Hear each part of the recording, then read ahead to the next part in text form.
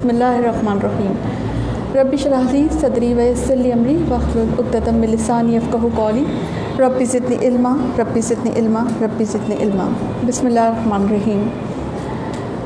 اللہ کے نام سے ہم شروع کرتے ہیں، اور جیسے کہ میں نے آج کے ٹاپک کا اناؤنس کیا ہوا ہے کہ میرڈ لائف سے متعلق ہے، میرڈ لائف اور اس میں یہ کہ چیلنجز سے لے کر سکسیس تک یہ کیا ایک سفر ہے کہ جو ہمیں چیلنجز سے سٹارٹ ہوتا ہے اور سکسیس پر ہمیں پہنچا دیتا ہے۔ تو ہم ان عناصر کو، ان فیکٹرز کو آج ہم ڈسکس کریں گے کہ کس طرح سے ہم میرڈ لائف میں کامیاب ہو سکتے ہیں، ٹھیک؟ کیونکہ آپ کو میں ایک بات بتا دوں کہ آپ اچھی ڈاکٹر ہیں، اچھی انجینئر ہیں، اچھی ٹیچر ہیں، یا اگر میل سائڈ پہ کوئی بھی اچھا پروفیشنل کوئی بھی بندہ ہے، لیکن اگر اس کی میرڈ لائف کامیاب نہیں ہے تو وہ اللہ کی نظر میں کامیاب نہیں۔ تو یہ اگر ہم سمجھتے ہیں کہ ہم باقی دنیا میں کامیاب ہیں اور ہماری میرڈ لائف اگر پٹیبل ہے، مشکل ہے، ناکام ہے، تو ہم، کیونکہ میرج اللہ کے سوالوں میں سے ایک سوال ہے، شادی اور شادی شدہ زندگی کا اللہ تعالیٰ حساب لے گا۔ اور ہم آپ دیکھیں کہ اس نہج پہ کبھی سوچتے بھی نہیں ہیں۔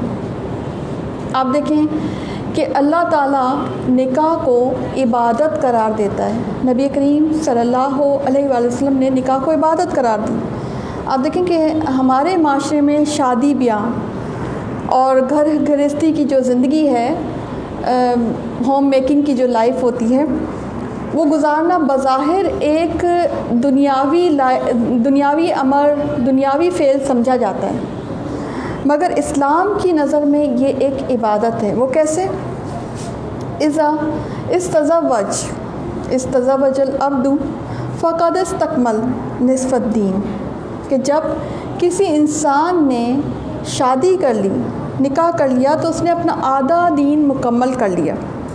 فلیتق اللہ، تو پھر ڈرے اللہ سے، تقوی اختیار کرے، کس میں؟ فی النصف الباقی، باقی کا جو آدھا دین ہے اس معاملے میں اللہ کا تقوی اختیار کرے، باقی آدھے دین کی فکر کرے، ڈرے۔ یعنی کہ جب کوئی نکاح کر لیتا ہے تو وہ آدھے دین میں تو ویسے ہی کمال حاصل کر لیتا ہے، اس کا آدھا دین تو صرف نکاح کے جو 3 بول ہیں اسی سے مکمل ہو جاتا ہے۔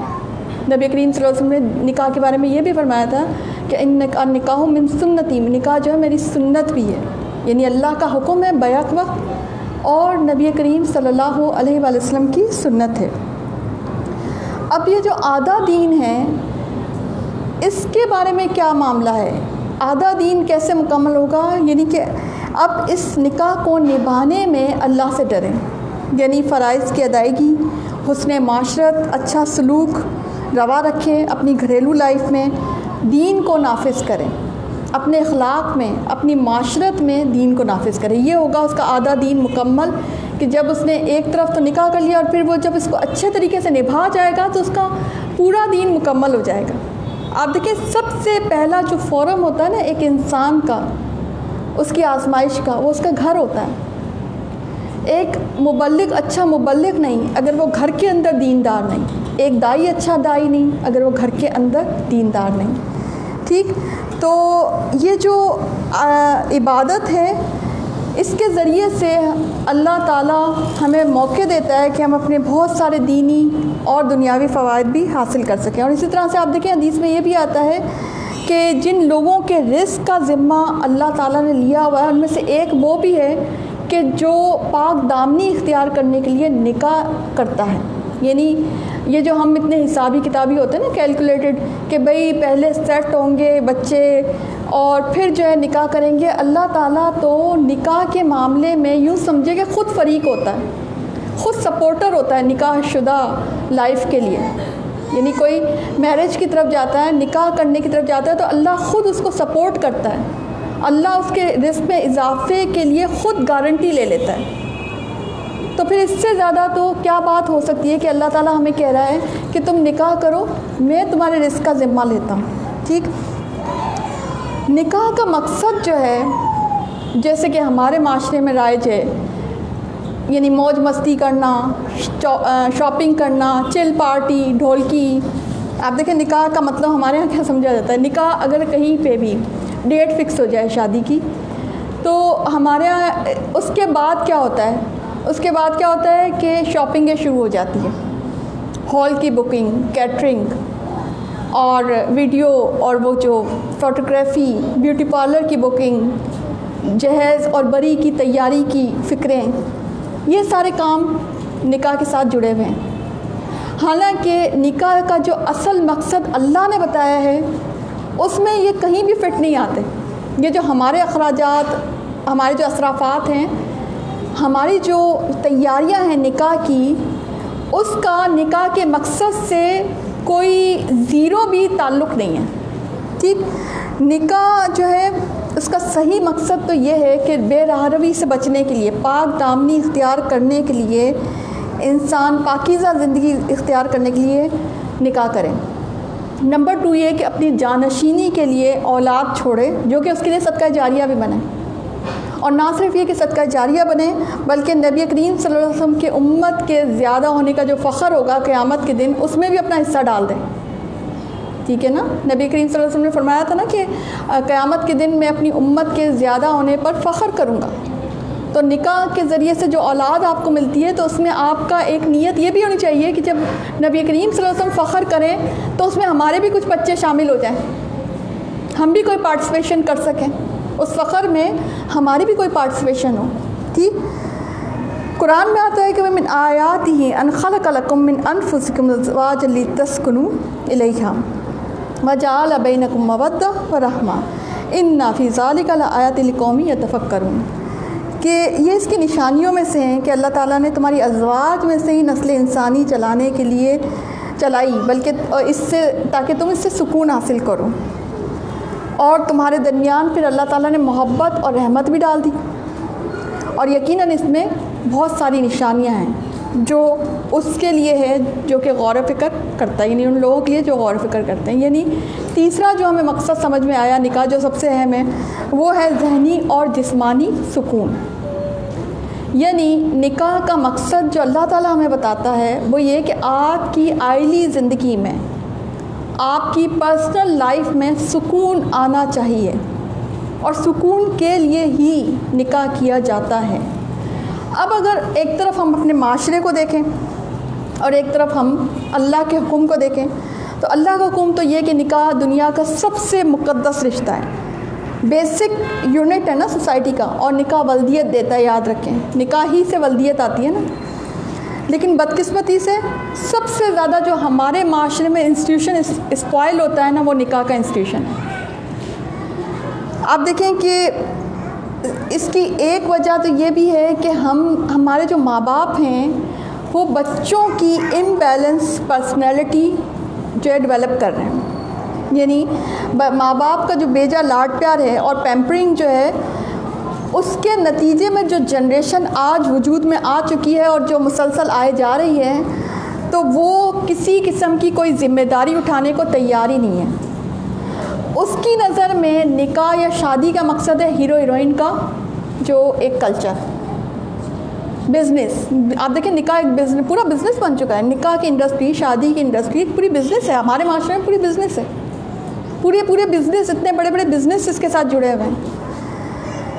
تو آپ دیکھیں کہ پہلے اس کی وجہ کیا ہے کہ ایک وجہ تو یہ ہے کہ ماں باپ نے جو نکاح کرنے جا رہا ہے اس کپل کے اندر یہ ٹریننگ ہی نہیں دی، وہ ویلیوز ہی نہیں ڈالی کہ اس کو اصل میں تو یہ ذمہ داری ہے ایک، اور ذمہ داری میں خوشی تو ہو سکتی ہے مگر اس میں تقویٰ بھی ہونا چاہیے، اللہ کا ڈر بھی ہونا چاہیے. اور ذمہ داری کو سیلیبریشن نہیں کی جاتی اتنی، جس طرح کی ہمارے ہاں ایک جو جسے کہتے ہیں نا فیک سیلیبریشن، اس سیلیبریشن کا ذمہ داری سے کیا تعلق. آپ دیکھیں پرانے زمانوں میں جو ماؤں کی جو بروٹ اپ ہوتی تھی بچوں کی بھی اور بچیوں کی بھی، اس کی بیسس کچھ اور تھی. وہ مورل ویلیوز پہ اور کیریکٹر بلڈنگ پہ زیادہ توجہ دیتی تھی پرانے زمانے. اس لیے آپ دیکھیں پرانے زمانے میں آپ کو ڈیورس کے ریشو جو ہے وہ کم نظر آتے ہیں. ان کے اندر مٹیریلزم نہیں تھا، مگر آج کے جو پیرنٹس ہیں ان کے اندر مٹیریلزم بہت زیادہ آ گیا، اور وہی آؤٹ پٹ جو ہے وہ اپنی جنریشن کے اندر ٹرانسفر کر رہے ہیں. وہ خود بھی مٹیریلسٹک ہیں. آپ دیکھیں بہت سے شادی شدہ یا شادی کے معاملات جو ہوتے ہیں تو وہاں پر آپ دیکھیں گے کہ کہیں جو ہے بچوں کی وش ہے کہ بھئی بہت دھوم دھام سے شادی کی جائے، اور کہیں جو ہے ماں باپ کی بھی ہوتی ہے وش کہ نہیں جی ہمارا تو ایک ہی بیٹا ہے، ہمارا تو ایک ہی بیٹی ہے، ہم تو بہت دھوم دھام سے شادی کریں گے. اور جہاں ٹریننگ کی بات آتی ہے وہ صفر ہوتی ہے، یعنی ان کو کوئی ٹریننگ نہیں ہوتی بچوں کو کہ کیسے جو ہے یہ رشتہ نبھایا جائے گا. حالانکہ آپ دیکھیے کہ مسلمان معاشرہ اللہ سے محبت کرنے والا معاشرہ ہونا چاہیے. اس کو پتہ ہونا چاہیے کہ اللہ نے اگر کوئی میرے لیے حکم ڈالا ہے تو اس میں خیر ہی خیر ہوگی، کیونکہ اللہ سے زیادہ تو میرے لیے کوئی خیر خواہ ہو نہیں سکتا. آپ دیکھیں کہ یہ بے پردگی کا جو کلچر ہے تو یہ اللہ کا حکم ہے نا کہ پردہ کرنا چاہیے، صحیح، کیونکہ اللہ نے ہماری نفسیات بنائی ہے اور اللہ ہماری نفسیات کو جانتا ہے. یہ جو بے پردگی ہے نا اس کا اثر مرد پر ہوتا ضرور ہے.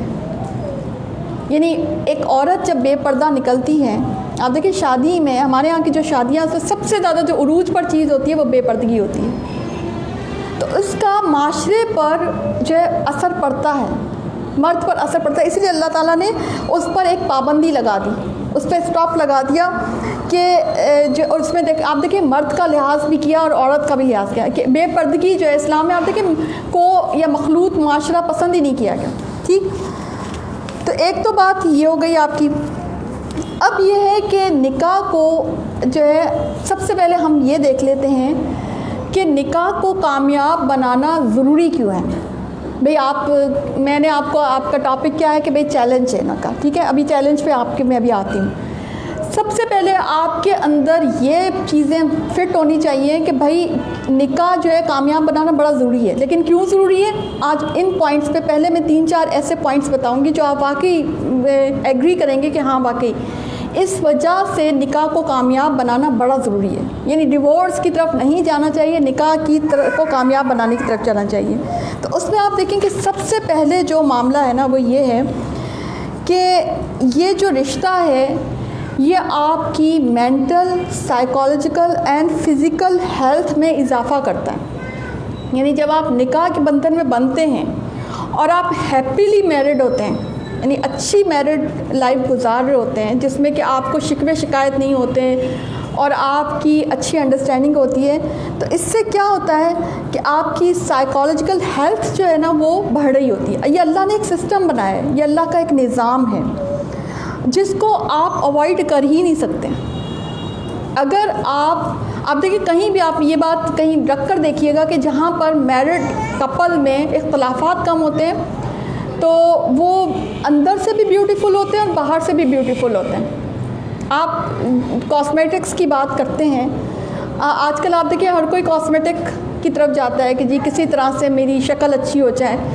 میں آپ کو ایک ٹپ دے دیتی ہوں کہ آپ اگر میرڈ ہیں تو آپ صرف ایک چیز کر لیں کہ آپس کی شکوے شکایت، اور اس کا بھی ابھی میں آگے بتاتی ہوں کہ وہ کیسے ختم ہوگی، شکوے شکایت اور یہ جو معاملات ہیں اختلافات، ان کو اگر آپ چھوڑ کر اور پرسکون زندگی کی طرف اگر آ جائیں گے نا، ایشوز ختم کر لیں گے، تو آپ خود فیل کریں گے کہ آپ کی انٹرنل ہیلتھ بھی اچھی ہوتی جا رہی ہے اور آپ کی جو آپ کا مطلب فیس ہے، آپ کا جو بیرونی جو آپ کا ہیلتھ ہے، آپ کی آپ اپنے آپ کو آپ دیکھیں گے کہ آپ بیوٹیفل ہوتے چلے جا رہے ہیں. پہلی بات تو یہ ہے.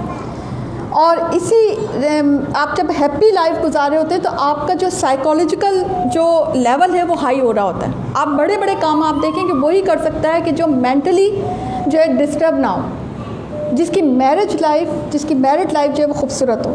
اچھا، دوسرا کیوں ضروری ہے میرڈ لائف کو ہیپی بنانا، ہیلدی بنانا، اس کو سکسیزفل بنانا کیوں ضروری ہے؟ نمبر 2، بچوں کی تربیت کے لیے.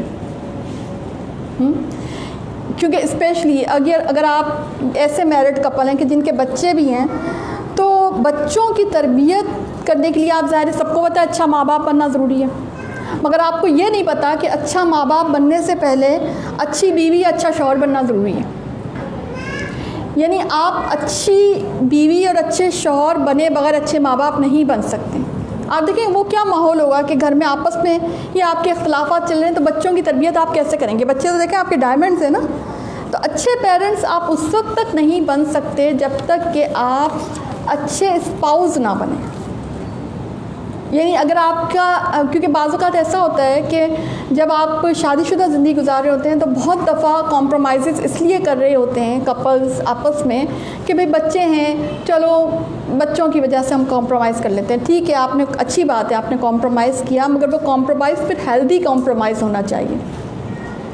پھر آپ کمپرومائز کر رہے ہیں تو پھر آپ ایک اچھا، ایک معافی والا، درگزر والا کمپرومائز کریں، دل کو شادہ کر کے کمپرومائز کریں، اس کو اسپیس دیں، اس کو انسان ہی سمجھ لیں. آپ دیکھیں ہم لوگ اسپاؤس کو، ہم دنیا کے سارے لوگوں کو انسان سمجھ لیتے ہیں، مگر اسپاؤس کو انسان نہیں سمجھتے، ہم فرشتہ سمجھتے ہیں. یعنی ہم چاہتے ہیں اس سے کوئی غلطی نہ ہو.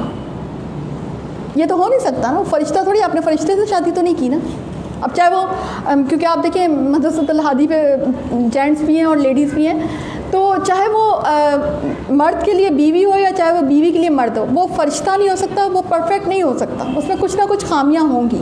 اور آپ نے جب قبول کہا تھا نا، تو آپ نے کمپلیٹ اس کو قبول کیا تھا، اس کی خامیوں اور خوبیوں سمیت قبول کیا تھا. آپ نے یہ نہیں کہا تھا اس وقت کہ جی آپ اس کی خوبیاں قبول ہیں پر اس کی خامیاں قبول نہیں ہیں. ایک کمپلیٹ انسان کو قبول کیا تھا نا، تو اس پہ کچھ خامیاں ہوں گی اور اس پہ آپ ورک آؤٹ کر سکتے ہیں، اس کو آپ ٹھیک بھی کر سکتے ہیں، مگر اس وقت جب آپ اس موڈ میں ہوں گے کہ اس لائف کو ہیلدی اور ہیپی بنانا ہے. دوسرا معاملہ تو یہ کہ اس لیے آپ کو ضروری ہے کہ آپ اپنی جو میرج کو سکسیزفل بنائیں. تیسرا معاملہ یہ ہے کہ سوشل ایکسلنس،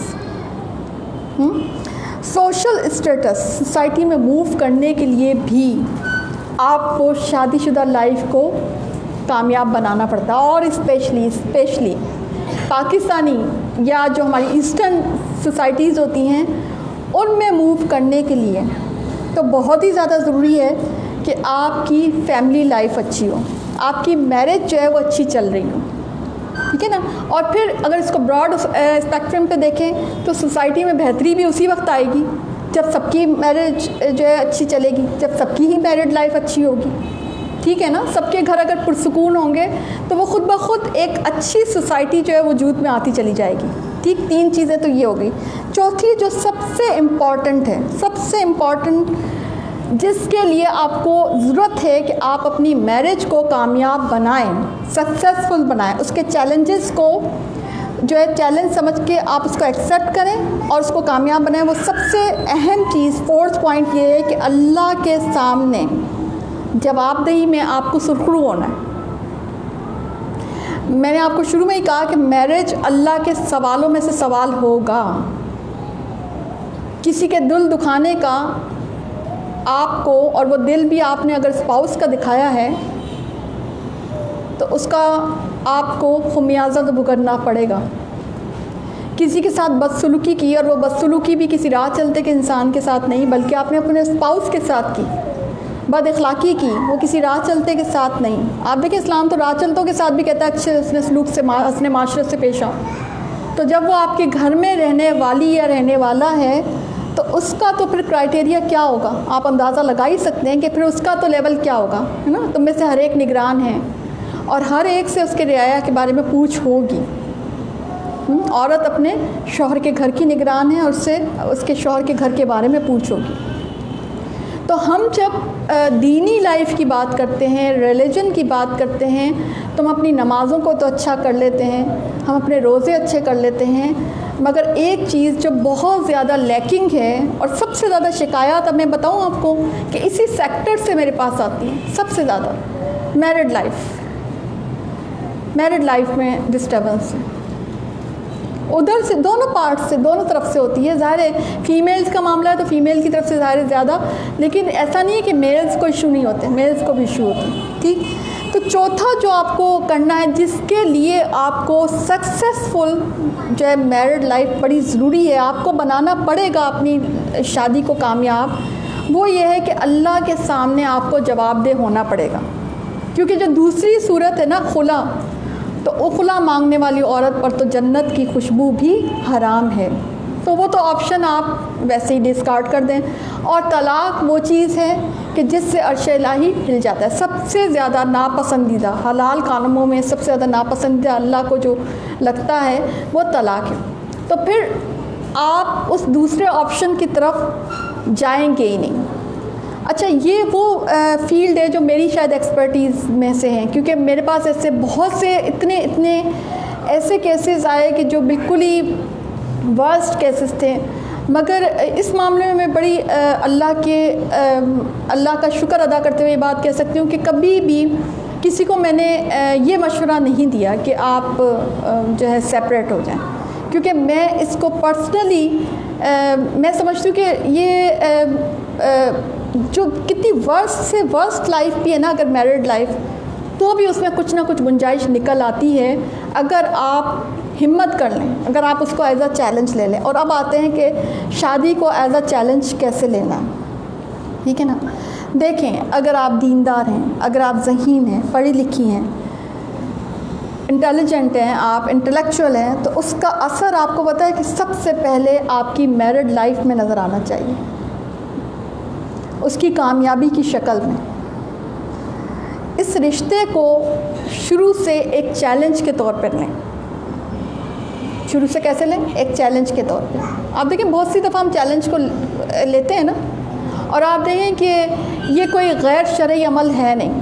اگر آپ شیطان والا معاملہ دیکھ لیں تو شیطان نے اللہ کو چیلنج کیا تھا نا کہ میں تیرے بندوں کو بہکاؤں گا, اور اللہ نے چیلنج کو ایکسیپٹ کیا تھا کہ ٹھیک ہے تمہارا چیلنج ایکسیپٹ کرتا ہوں, تم کوشش کر لو اپنی سی, مگر میرے مخلص بندے جو ہے وہ تیری باتوں میں نہیں آئیں گے, ٹھیک ہے نا. تو میرڈ لائف کو سب سے پہلے ایک چیلنج کے طور پر, یعنی کہ آپ نے کبھی بھی ہمت نہیں ہارنی. جب آپ چیلنج کے طور پہ کسی چیز کو لے لیتے ہیں نا, تو آپ کے اندر ویسے ہی اندر سے انرجی زیادہ آ جاتی ہے کہ میں نے اس کو کامیاب بنانا ہی بنانا ہے. ڈٹ جانا ہے, ڈٹ جائیں, فیس کریں پرابلمس کو, اور پرابلمس کو فیس کرتے ہوئے اس کے سلوشن کی طرف جائیں. اچھا ہم سے غلطی پتہ ہے کیا ہوتی ہے کہ ہم تکلیف تو سمجھ رہے ہوتے ہیں, اور غم میں مزید غم میں جا رہے ہوتے ہیں. پرابلم سمجھ رہے ہوتے ہیں, مگر اس کے سلوشن کی طرف ہم مائنڈ نہیں لے جا رہے ہوتے. حالانکہ اللہ تعالیٰ کیا کہتے ہیں, ان مع العسر یسرا. یعنی آپ کے پاس کوئی, میں ہمیشہ اس معاملے میں یہ جو تھیراپی ہے میری, ہمیشہ میں یہ بتاتی ہوں کہ جب آپ کے پاس کوئی پرابلم آئی, کوئی بھی ایشو کھڑا ہوا میرڈ لائف میں, تو اس کے ساتھ یقیناً اس کا سلوشن ضرور ہوگا. آپ نے تھوڑا سا اپنے مائنڈ پر ورک کرنا ہے, تھوڑا سا اپنے مائنڈ کو تھوڑا سا ایگزاسٹ کرنا ہے. کس پر؟ اس کے سلوشن کی طرف. اب آپ نے پرابلم کو نہیں سوچنا, آپ نے یہ سوچنا ہے کہ اس کے سلوشن میں یہ ہے 1 2 3 ABC, یہ سلوشن ہو سکتے ہیں, ٹھیک ہے. تو چلیں اے کو ٹرائی کر لیں, یا پھر پلان بی کو دیکھ لیں, یا پلان تھی. اس سے آپ کا کیا ہوگا کہ ویسے ہی آپ کے اندر ایک پازیٹیو انرجی جاری ہونی شروع ہو جائے گی, اور ٹینشن والے ماحول سے اور ٹینشن والی جو پوزیشن سے نکل آئیں گے. مومن جو ہوتا ہے نا, وہ ٹینشن نہیں لیتا, کیونکہ وہ پرابلم کے سلوشن کی طرف جاتا ہے. آپ دیکھیں کہ اللہ کا دین, اللہ تعالیٰ آپ کو کبھی بھی بند گلی میں لے جا کے کھڑا نہیں کرتا. اور ایک اور بات بتاؤں کہ میرڈ لائف وہ لائف ہے کہ جس میں اللہ تعالیٰ ڈائریکٹ آپ کو سپورٹ کر رہا ہوتا ہے. اچھا کس فریق کو سپورٹ کر رہا ہوتا ہے؟ اس فریق کو سپورٹ کر رہا ہوتا ہے جو اس کو کامیاب بنانے کے طریقے سوچ رہا ہوتا ہے, جو اس کو سلوشن کی طرف لے کے جا رہا ہوتا ہے, فصلح خیر کی طرف جا رہا ہوتا ہے کہ میں نے کس سے صلح کرنی ہے. یعنی آپ دیکھیں, میں آپ کو بتاؤں کہ ورسٹ سچویشن یہی ہو سکتی ہے نا کہ آپ لان تان ہو رہی ہے, یا آپ کوئی ایسی پوزیشن میں ہیں کہ آپ بالکل پٹیبل پوزیشن میں, مگر آپ اس وقت یہ سوچیں کہ اس کو سلوشن کی طرف کیسے لے کے جاؤں. اس کا سلوشن کیا ہوگا؟ نہیں میں نے اپنا گھر بسا کے رکھنا ہے, نہیں میں نے تو اپنا گھر بسانا ہی بسانا ہے, ٹھیک. تو آپ جب یہ نیت رکھے ہوں گے نا, تو میں آئی گارنٹی یو کہ آپ کے ساتھ جو دوسرا فریق کھڑا ہوگا نا, وہ آپ کا رب ہوگا. پیچھے آپ کے رب کی ضرور آپ کی مدد آئے گی, کیونکہ اللہ تعالیٰ کو میں آپ کو بتاؤں کہ اللہ تعالیٰ کو جو دنیا میں سب سے زیادہ رشتہ پسند ہے نا, جس کو اللہ تعالیٰ اپنی نشانی قرار دیتا ہے, وہ ہے میرڈ لائف کا. آپ دیکھیں سب سے پہلے جو رشتہ بنایا حضرت آدم علیہ السلام کا بیوی کا بنایا تھا. تو شادی شدہ زندگی اللہ کو پسند ہے, میرج لائف اللہ کو پسند ہے. اچھا پسند کس کو نہیں ہے؟ شیطان کو پسند نہیں ہے. اسی لیے وہ حدیث یاد کر لیں کہ جس میں آتا ہے کہ شیطان اپنے چیلے بھیجتا ہے, سمندر پہ دربار لگاتا ہے, چیلے بھیجتا ہے, اور جب وہ چیلے واپس آتے ہیں تو کوئی کہتا ہے میں نے چوری کروائی, کوئی کہتا ہے میں نے زنا کروایا, کوئی تو کہتا ہے کچھ نہیں کرا کچھ نہیں. ایک شخص آتا ہے کہ میں نے میاں بیوی میں جدائی ڈلوائی, تو وہ اس کو گلے لگاتا ہے, اس کو ہار پہناتا ہے, اس کو تھپکی دیتا ہے کہ تم نے سب سے بہترین کام کیا. تو شیطان کو سب سے زیادہ جو ناپسند ہے وہ ہے میرڈ لائف. وہ سب سے زیادہ اس میں جو ہے نا آپ کے دخل اندازی کرتا ہے, ٹھیک ہے نا. تو آپ اگر اللہ کی مرضی کو دیکھتے ہیں تو اللہ کی مرضی تو یہ کہ آپ میرڈ لائف کو خوبصورت بنائیں, ٹھیک ہے. میں نے آپ کو بتاؤں کہ میں نے اکثر و بیشتر بہت بڑے بڑے انٹلیکچوئل اور انٹیلیجنٹ کو ان محاذوں پہ فیل ہوتے ہوئے دیکھا ہے, ٹھیک ہے نا. تو میں آپ کو بتاؤں کہ اگر اس محاذ پہ آپ فیل ہو رہے ہیں اور دنیا میں آپ کی بڑی واہ واہ ہو رہی ہے, تو آپ یوں سمجھیں کہ آخرت کے سوالوں میں فیل ہو رہے ہیں. دنیا کی کامیابی کو آپ پھر کامیابی نہ کہیں. اگر آپ کی شادی شدہ لائف کامیاب نہیں ہے, آپ کے بچے رل گئے ہیں, اگر آپ یہاں پر میرڈ لائف کو اگر آپ کامیاب نہیں بنا پا رہی ہیں, تو آپ چاہے کتنے ہی دنیا میں کتنی ہی ترقی کر جائیں, مگر اللہ کے جو ہے اللہ کے پسندیدہ لوگوں میں آپ شامل نہیں ہو سکتے, ٹھیک. اور آپ دیکھیں اندر سے آپ کھوکھلے ہوں گے. آپ کو میں یہ بھی بتا دوں کہ جو لوگ ویسے بڑی کامیابی پہ ہوتے ہیں مگر ان کی جو میرڈ لائف جب ڈسٹرب ہوتی ہے تو وہ اندر سے ان کا جو ہے نا کھوکھلا پن جو ہے نا اندر سے وہ بے سکون ہوتے ہیں. جبکہ میرڈ لائف اگر آپ کی کامیاب ہے تو آپ اندر سے پرسکون ہوتے ہیں, ٹھیک. اچھا, اب میرڈ لائف جیسے اسٹارٹ ہو تو اس میں سب سے پہلے تو اپنی صبر کی کیپیسٹی کو بڑھا دیں. آپ اپنی پین ریسیونگ کی کیپیسٹی کو بڑھا دیں. ہر وہ اسکل سیکھ لیں جو شادی شدہ لائف میں آپ کو ہیلپ کریں. گھر داری میں ایکسپرٹ ہو جائیں. بچوں کی تربیت کو فوکس کر دیں. آپ کی اولاد جو ہے وہ آپ کے ڈائمنڈز ہیں. اور پھر آپ دیکھیں کہ یاد رکھیں کہ جو صبر کر گیا نا اجر وہ کما گیا. میں تو سمجھتی ہوں کہ دوڑ لگ جانی چاہیے. مطلب میاں بیوی میں جب میرڈ لائف کا معاملہ تو دونوں میں دوڑ لگنی چاہیے کہ نہیں میں پہلے صبر کروں گا اللہ کے لیے, میں پہلے جو ہے اللہ کے لیے جو ہے میں پیچھے ہٹوں گا, ٹھیک. سلوشنز دریافت کرنے دونوں بیٹھ کے. دیکھیں یہ ایک اچھی ہیلدی ایک انوائرمنٹ نہیں ہو جائے گا. آپ نے ہو سکتا ہے پاسبل ہے کہ مثلاً کوئی سلوشن آپ دیکھیں اکثر و بیشتر آؤٹ فیکٹر زیادہ ہوتے ہیں. تو آپ کی شادی شدہ زندگی میں کوئی بھی اگر آپ کا مشکل آئی کوئی, تو دیکھیں کمیونیکیشن گیپ اتنا بڑھنے نہ دیں. میاں بیوی کا سب سے امپورٹنٹ ہوتا ہے کہ کمیونیکیشن آپ کی جاری رہنی چاہیے. تو بیٹھ کر پرسکون انداز میں, اور اس میں آپ کا لہجہ اور آپ کی نرمی بڑی امپورٹنٹ ہوتی ہے, پرسکون انداز میں اس پرابلم کو ایڈریس کر لیں کہ بھئی یہ پرابلم ہے, اس کے کیا کیا سلوشن ہو سکتے ہیں. مگر ہم کیا کرتے ہیں, ہمارے معاشرے میں کیا ہوتا ہے کہ ہم شیطان کے طریقوں کو اڈاپٹ کرتے ہیں. لڑائی جھگڑوں کی طرف چلے جاتے ہیں, ایشوز کی طرف چلے جاتے ہیں, شکایات کی طرف چلے جاتے ہیں. تو اس سے کیا ہوتا ہے وہ پرابلم تو جود کی توں آپ کی زندگی میں موجود ہے, بلکہ وہ پرابلم اور بڑھ کر وہ پتہ نہیں کس لیول پہ جا چکا ہے, ٹھیک ہے. تو یاد رکھیں کہ جو جم گیا, جو صبر کر گیا نا, اس کی میرڈ لائف بہترین ہو جائے گی. اور سب سے امپورٹنٹ آپ کو میں بتا دوں, فصلٌ خیر. میں نے دیکھا ہے کہ قرآن میں سب سے زیادہ جو آیا ہے جو یعنی معافی کا, درگزر کا جو حکم آیا ہے, صلح کا جو حکم آیا ہے, وہ میرڈ لائف کے لیے آیا ہے. فصلٌ خیر, کہ کچھ بھی ہو جائے صلح بہتر ہے.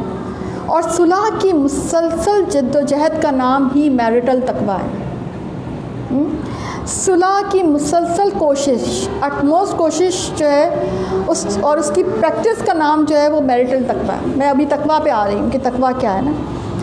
اللہ کو سب سے زیادہ اس رشتے میں آپ کو پتہ ہے کہ صلح پسند ہے, معافی پسند ہے, کہ ایک دوسرے کو معاف کرتے چلے جائیں. اب آپ دیکھیں کہ جب میرڈ لائف, اب میرج آپ کی سٹارٹ ہوتی ہے, شادی شدہ زندگی, نکاح کا جو معاملہ ہوتا ہے, آپ دیکھیں اس کی ابتدا اس میں کیا ہوتا ہے. سب سے پہلے تو دیکھیں خطبہ ہوتا ہے. اسی سے پتہ چلتا ہے کہ واقعی نکاح ایک عبادت ہے, ورنہ تو پھر خطبہ نہ ہوتا نکاح میں, ٹھیک. اور خطبے میں کیا پوائنٹ امپورٹنٹ ہے جو کہ ہم سنتے بھی نہیں ہیں, ہمیں پتہ ہی نہیں ہوتا اس کا ترجمہ کیا ہے, حالانکہ وہ ہمیں ہی بتایا جا رہا ہوتا ہے. وہ بیسکلی تو اس میرڈ کپل کے لیے وہ خطبہ ہوتا ہے کہ آپ سنیں اور اس پر عمل کریں. تو اس میں آپ دیکھیں سب سے پہلے جو ہوتا ہے ہر کام کا آغاز اللہ کی حمد و ثنا سے. ہمیں سکھایا جاتا ہے کہ آپ نے ہر کام کا آغاز اللہ کی حمد و ثنا سے کرنا ہے. پھر نمبر 2 یہ کہ اللہ سے مدد مانگنا کہ دونوں خاندان ہیں وہ ایک بڑے نازک دورہائے پر چل رہے ہیں، پہنچ چکے ہیں. اگر دل مل جائے تو زندگی جنت کا نمونہ بن جائے گی، اور اگر خدا نہ خواستہ دلوں کا ملاپ نہ ہو سکا تو یہ ایک مستقل سردرد بن جاتا ہے. تو اس وقت تو سب سے زیادہ آپ کو ضرورت ہے کہ اللہ کی حمد و ثنا کریں اور اللہ سے مدد مانگیں. یعنی میں سمجھتی ہوں کہ نکاح کا وقت شدید دعا کا وقت ہوتا ہے جس کو ہم شیطانی حرکتوں میں گزار دیتے ہیں. یہ قطعاً اس کی کوئی نہ تو اجازت ہے، اور آپ کا دل بھی جب آپ اس کی پیرامیٹرز کو دیکھیں گے اور آپ اس کی اصل ریئلٹی کو دیکھیں گے تو آپ کو خود لگے گا کہ واقعی یہ بات ہے کہ ہم اس وقت کیا کر رہے ہوتے ہیں، کرنا کیا چاہیے اور کر کیا رہے ہوتے ہیں ہم لوگ. پھر آپ دیکھیں کہ میرڈ لائف میں اکثر و بیشتر یا تو شیطان یا پھر اپنی بدنیتی یا اپنی بدعمالیوں سے انسان شر میں چلا جاتا ہے. تو اللہ تعالیٰ نے شر سے پناہ مانگنے کا بھی حکم دیا خطبہ نکاح کا میں یہ، اور دعائیں اور توحید رسالت پر مستحکم ایمان اس کی تجدید کروا لی گئی. آپ دیکھیں اس میں تجدید بھی آ جاتی ہے، اور نبی کریم صلی اللہ علیہ وسلم پہ درود بھیجا گیا. ٹھیک ہے نا. اور یہ اس میں سب سے امپورٹنٹ یہ رشتہ داری کا لحاظ کا بتایا گیا کہ بھئی اچھا برتاؤ رکھنا ہے. ایسا نہ ہو کہ نئے رشتے میں جا کر آپ پچھلے رشتے کو بھول جائیں. صلہ رحمی کا حکم یہ بھی خطبہ نکاح میں آتا ہے. تو یہ تمام ذمہ داریوں کو اٹھانا ہے. ٹھیک. اور آپ اگر ان کو نکاح کے خطبے میں اگر سب سے زیادہ جو آیتوں میں جو ایک بات کامن دیکھیں گے نا، وہ دیکھیں گے تقویٰ کا حکم. تمام آیتوں میں جو ایک چیز جو کامن آپ کو نظر آئے گی نا تو وہ ہے تقویٰ. اچھا کوئی آپ کہہ سکتا ہے کوئی نادان کہ بھئی یہ تقویٰ کا میرڈ لائف سے کیا تعلق، شادی بیاہ سے تقویٰ کا کیا تعلق. تو آپ دیکھیں کہ جو زندگی کے نشیب و فراز کو سمجھتا ہے نا تو وہ میاں بیوی کے تعلقات کی نزاکتوں کو بھی سمجھتا ہے، اور اس کو پتہ ہے کہ ازدواجی الجھنوں کی طے جو ہے اس کا وہ کیسی ہوتی ہیں، اس میں طے تک پہنچنے کا اگر تجربہ اس کو ہوگا نا تو اس کو اندازہ ہو جائے گا کہ یہ کتنی بعض اوقات باریک بینی کے ساتھ آپ کو ان کو سالو کرنا ہوتا ہے. تو اگر آپ اس بات کو تو اس نتیجے پہ خود ہی پہنچ جائیں گے کہ میاں بیوی کے تعلقات اور ایک دوسرے کے حقوق کی ادائیگی کے لیے تقویٰ ایک لازمی شرط ہے. تقویٰ کیا ہوتا ہے؟ اللہ کا ڈر. اللہ کا ڈر ڈالنا. میاں بیوی کا رشتہ جو ہوتا ہے وہ بہت نازک ہوتا ہے. اس کے جذبات جو ہوتے ہیں ان کے جذبات حقیقی طور پہ ایک دوسرے کے سامنے عیاں ہوتے ہیں. اچھا دیکھیں دوسرے انسان کے سامنے تو انسان ظاہری مسکراہٹ کا سہارا لے سکتا ہے، ظاہری اخلاق کا سہارا لے سکتا ہے. ٹھیک. لیکن جو بیوی یا یعنی میاں یا اسپاؤس کے ساتھ جو معاملات ہیں اس پر یہ جو ایلوژن ہے باقی نہیں رہ سکتا. جو اندر کا انسان ہے وہ نکل کر باہر ضرور آئے گا، کیونکہ فل ٹائم ساتھ ہے، 24 آورس کا ساتھ ہے. تو اللہ کیا چاہتا ہے کہ جو اندر کا انسان ہے نا وہ تقویٰ سے آراستہ ہو جائے. اسپیشلی اب تم شادی کرنے جا رہے ہو تو اگر پہلے تمہاری تقویٰ میں کچھ کمی تھی تو اب جو ہے تقویٰ کی کچھ ٹریننگ لے لو. سب سے پہلی ٹریننگ میرڈ کپل کی کیا ہونی چاہیے؟ تقویٰ کی ٹریننگ. ٹھیک. کیونکہ اگر اندر کا انسان تقویٰ سے آراستہ نہیں ہوگا نا، تقویٰ سے ornament نہیں ہوگا، تو پھر وہ اپنی شریک حیات یا اپنے شریک حیات کی زندگی مشکل بنا دے گا، کیونکہ اللہ کا ڈر تو ہے ہی نہیں. میاں بیوی کی جو آپس کی شکایتیں ہوتی ہیں نا ان کا علاج جو ہے نا اس کے سوا کچھ نہیں ہے کہ ان کے دلوں میں تقویٰ آ جائے، اللہ کا ڈر آ جائے. آپ دیکھیں اللہ ہی تو بیچ میں ہوتا ہے، نکاح کے بیچ میں اور کیا ہوتا ہے؟ کوئی ساتھ پھیرے لیے ہیں، کوئی چرچ میں جا کے کوئی وہ کیا ہے، قبولیت کی ہے.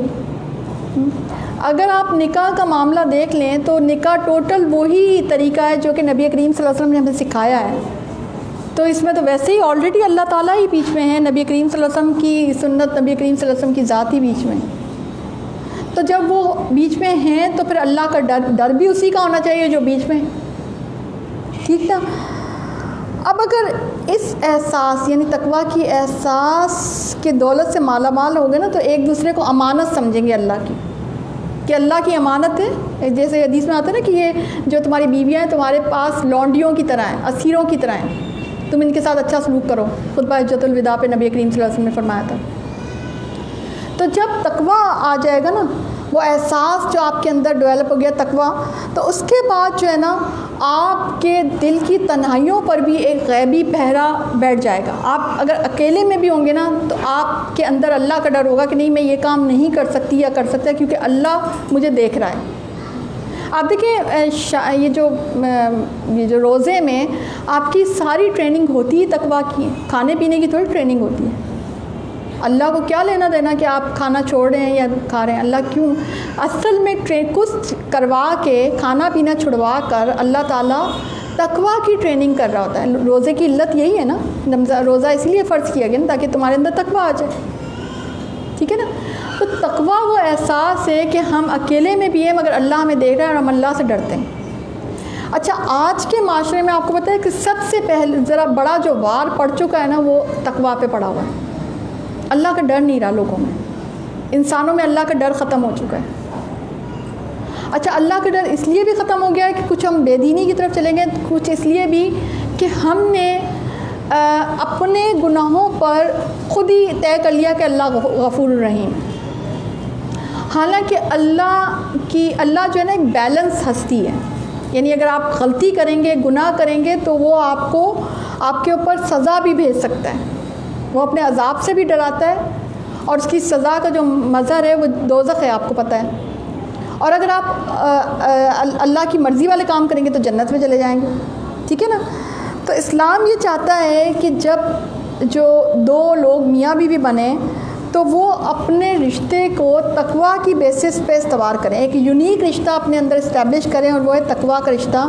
اور اگر یہ رشتہ اسٹیبلش ہو جائے گا تو پھر یہ رشتہ آگے اچھا چل سکے گا، کیونکہ اسلامی معاشرے کا جو قانون اعلیٰ جو ہے نا وہ یاد رکھیں وہ تقویٰ ہے، اور یہ تقویٰ ہی ہے جو انسان کے دل کو اللہ سے جوڑ دیتا ہے۔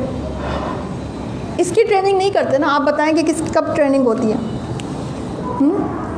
تو وہ جو میں نے پہلے بتایا نا کہ صلح جو ہے وہ مسلسل جو ہے تقویٰ کی صلح کی جو مسلسل جد و جہد ہے وہ میریٹل تقویٰ ہوتا ہے کہ آپ نے مسلسل صلح ہی کرنی ہے۔ اب آپ اپنے اندر دیکھ لیں کہ آپ کس قدر جو ہے آپ کے اندر تقویٰ کا معاملہ ہے، ٹھیک ہے نا۔ تو یہ رشتہ جو ہے اس طرح سے اسٹیبلش ہوگا۔ اب آ جاتے ہیں کہ کچھ حقوق و فرائض پہ، کہ اسلام میں میاں بیوی کے اپنے اپنے حقوق ہیں اور ان کی ادائیگی واجب بھی ہے، فرض ہے، اور پوچھ ہوگی ان کے حقوق کی، یعنی صرف نماز اور روزے کی پوچھ نہیں ہوگی بلکہ دل دکھانے کی بھی پکڑ ہوگی۔ اور اگر آپ نے کچھ فرائض میں کمی کوتاہی کی، نان نفقہ نہیں دیا مثلاً، اور بد اخلاقی کی، تو ان سب کو آپ کو پتہ ہے کہ فرشتے لکھ رہے ہیں اور ان سب کی پوچھ ہوگی۔ یعنی یہ کہہ کے نہیں بچ سکتے کہ یہ تمہاری بیوی ہے تو ہم اس کے ساتھ جو بھی سلوک کر لیں، اللہ اس پہ پکڑ کرے گا۔ اور ہم یہ بھی نہیں کہہ سکتے کہ ہمارا شوہر ہے ہم اس سے جو چاہے کر لیں، جو سلوک کرنا چاہے کر لیں۔ آپ دیکھیں ہمارے اندر کس قدر ایک مشکل دورائے سے ہم دینی اعتبار سے گزر رہے ہیں کہ ہم اپنی نمازیں اچھی کر لیتے ہیں، ہم نے اپنے لباس رکھے ہوئے، لبادے رکھے ہوئے، ہم اپنے حولیے اچھے کر لیتے ہیں، لیکن آئلی زندگی میں ہماری زندگی بدترین ہوتی ہے۔ میں نے دیکھا ہے بہت دیندار جو لوگ ہوتے ہیں نا وہ بھی آئلی زندگی میں، میرڈ لائف میں فیل ہوتے ہیں، اخلاقی لحاظ سے فیل ہوتے ہیں، رواداری اور ہمدردی کے لحاظ سے فیل ہوتے ہیں۔ معاشرے میں آپ دیکھیں کہ بے صبری بڑھ رہی ہے، بد اخلاقی بڑھ رہی ہے، ہر انسان اپنے حق کی بات کرتا ہے۔ اچھا، اب اس معاملے میں ایک اور چیز کہ اسلام حق سے پہلے آپ کو قربانی دینا سکھاتا ہے، محسنین بننا سکھاتا ہے۔ اسلام کا مزاج آپ کو پتہ ہے قربانی اور رواداری ہے۔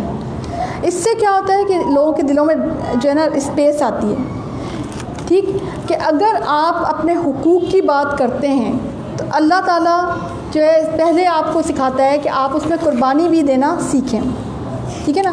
اچھا، حقوق میں کیا ہے، مرد کا کیا معاملہ ہے کہ نان نفقے کی ذمہ داری مرد پر آ جاتی ہے۔ یہ وہ بیسک چیزیں ہیں جو کہ اللہ تعالیٰ نے رکھی ہیں، اور آپ کو پتہ ہے کہ یہ اللہ کہتے ہیں یہ میری حدود اللہ ہیں۔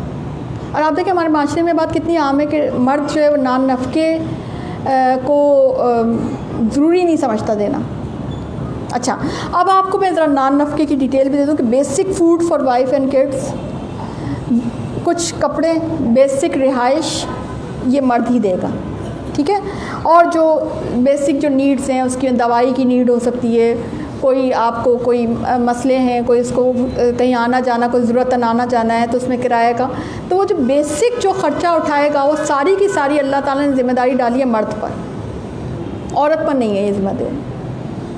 تو عورت پہ کیا ذمہ داری ہے؟ عورت پر ہے گھر کے اندر کی ذمہ داری۔ اچھا اب اس ایک اور چیز سمجھ لیں، یہ بھی میرے پاس شکایت ہو جاتی ہے کہ نان نفقے کی جب بات آتی ہے تو وہ خواتین جو ہے بعض اوقات اس کو انڈر ایسٹیمیٹ کرتی ہیں، یعنی شاپنگ کرنا، گھومنا پھرنا، ہوٹلنگ، ڈائننگ آؤٹ جو کرنا، لینا دینا، یہ سب نان نفقے میں نہیں آتا۔ اگر مرد کر رہا ہے، اگر شوہر کر رہا ہے تو وہ آپ پر احسان کر رہا ہے، یہ نان نفقہ نہیں ہے۔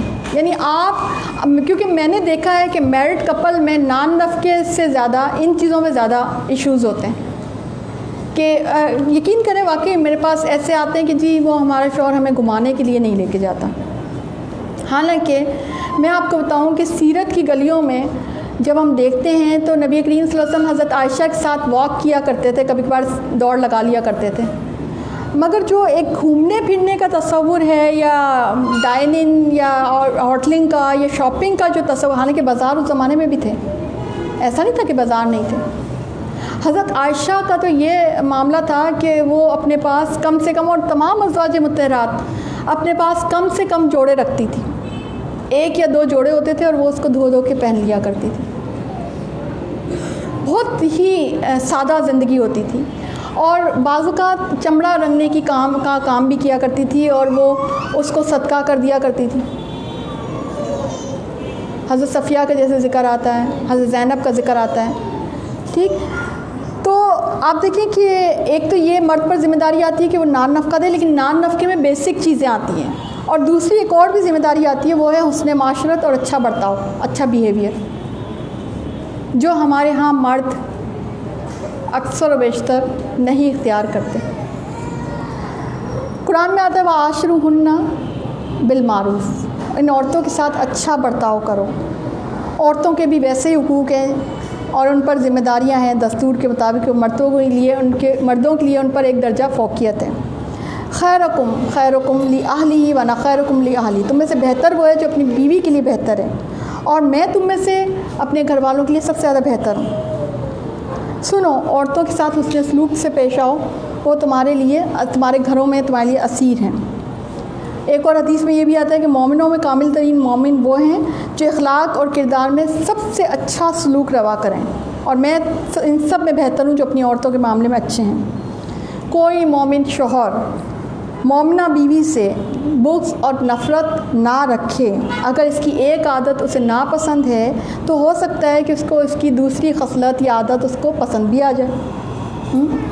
ایک دفعہ خواتین کے ایک گروہ نے اپنے شوہروں کی سخت گیری اور ظلم و زیادتی کی شکایت کی نبی کریم صلی اللہ علیہ وسلم سے، تو نبی کریم صلی اللہ علیہ وسلم نے اس وقت کہا تھا کہ یہ لوگ جو ہے، اس قسم کے لوگ معاشرے میں اچھے افراد شمار نہیں ہوتے۔ یعنی نان نفقے کے بعد جو شوہر پر جو بہت بڑی ذمہ داری آ جاتی ہے وہ یہ ہے کہ حسن سلوک، اچھا سلوک روا کرنا۔ نبی کریم صلی اللہ علیہ وسلم کا اسٹائل تھا کہ وہ جب بھی گھر میں داخل ہوتے تھے تو وہ مسکراتے تھے، مسکراتے ہوئے داخل ہوتے تھے، اور کبھی کسی سے تیز آواز میں بات نہیں کرتے تھے۔ مگر آج آپ دیکھیں کہ ہمارے معاشرے میں یہ ایک چیز کتنی فقدان ہے اس کی، یعنی نرم آواز سے یا نرم لہجے سے بات کرنا، اگر کوئی کر لے تو شاید اس پہ زن مرید کا کوئی ٹھپا لگ جائے کہ یہ بیوی سے اتنے آرام سے کیسے بات کر رہا ہے نا ہمارے معاشرے میں یہ چیز کہ اس میں سلوک نہیں ہے، اخلاق نہیں ہے۔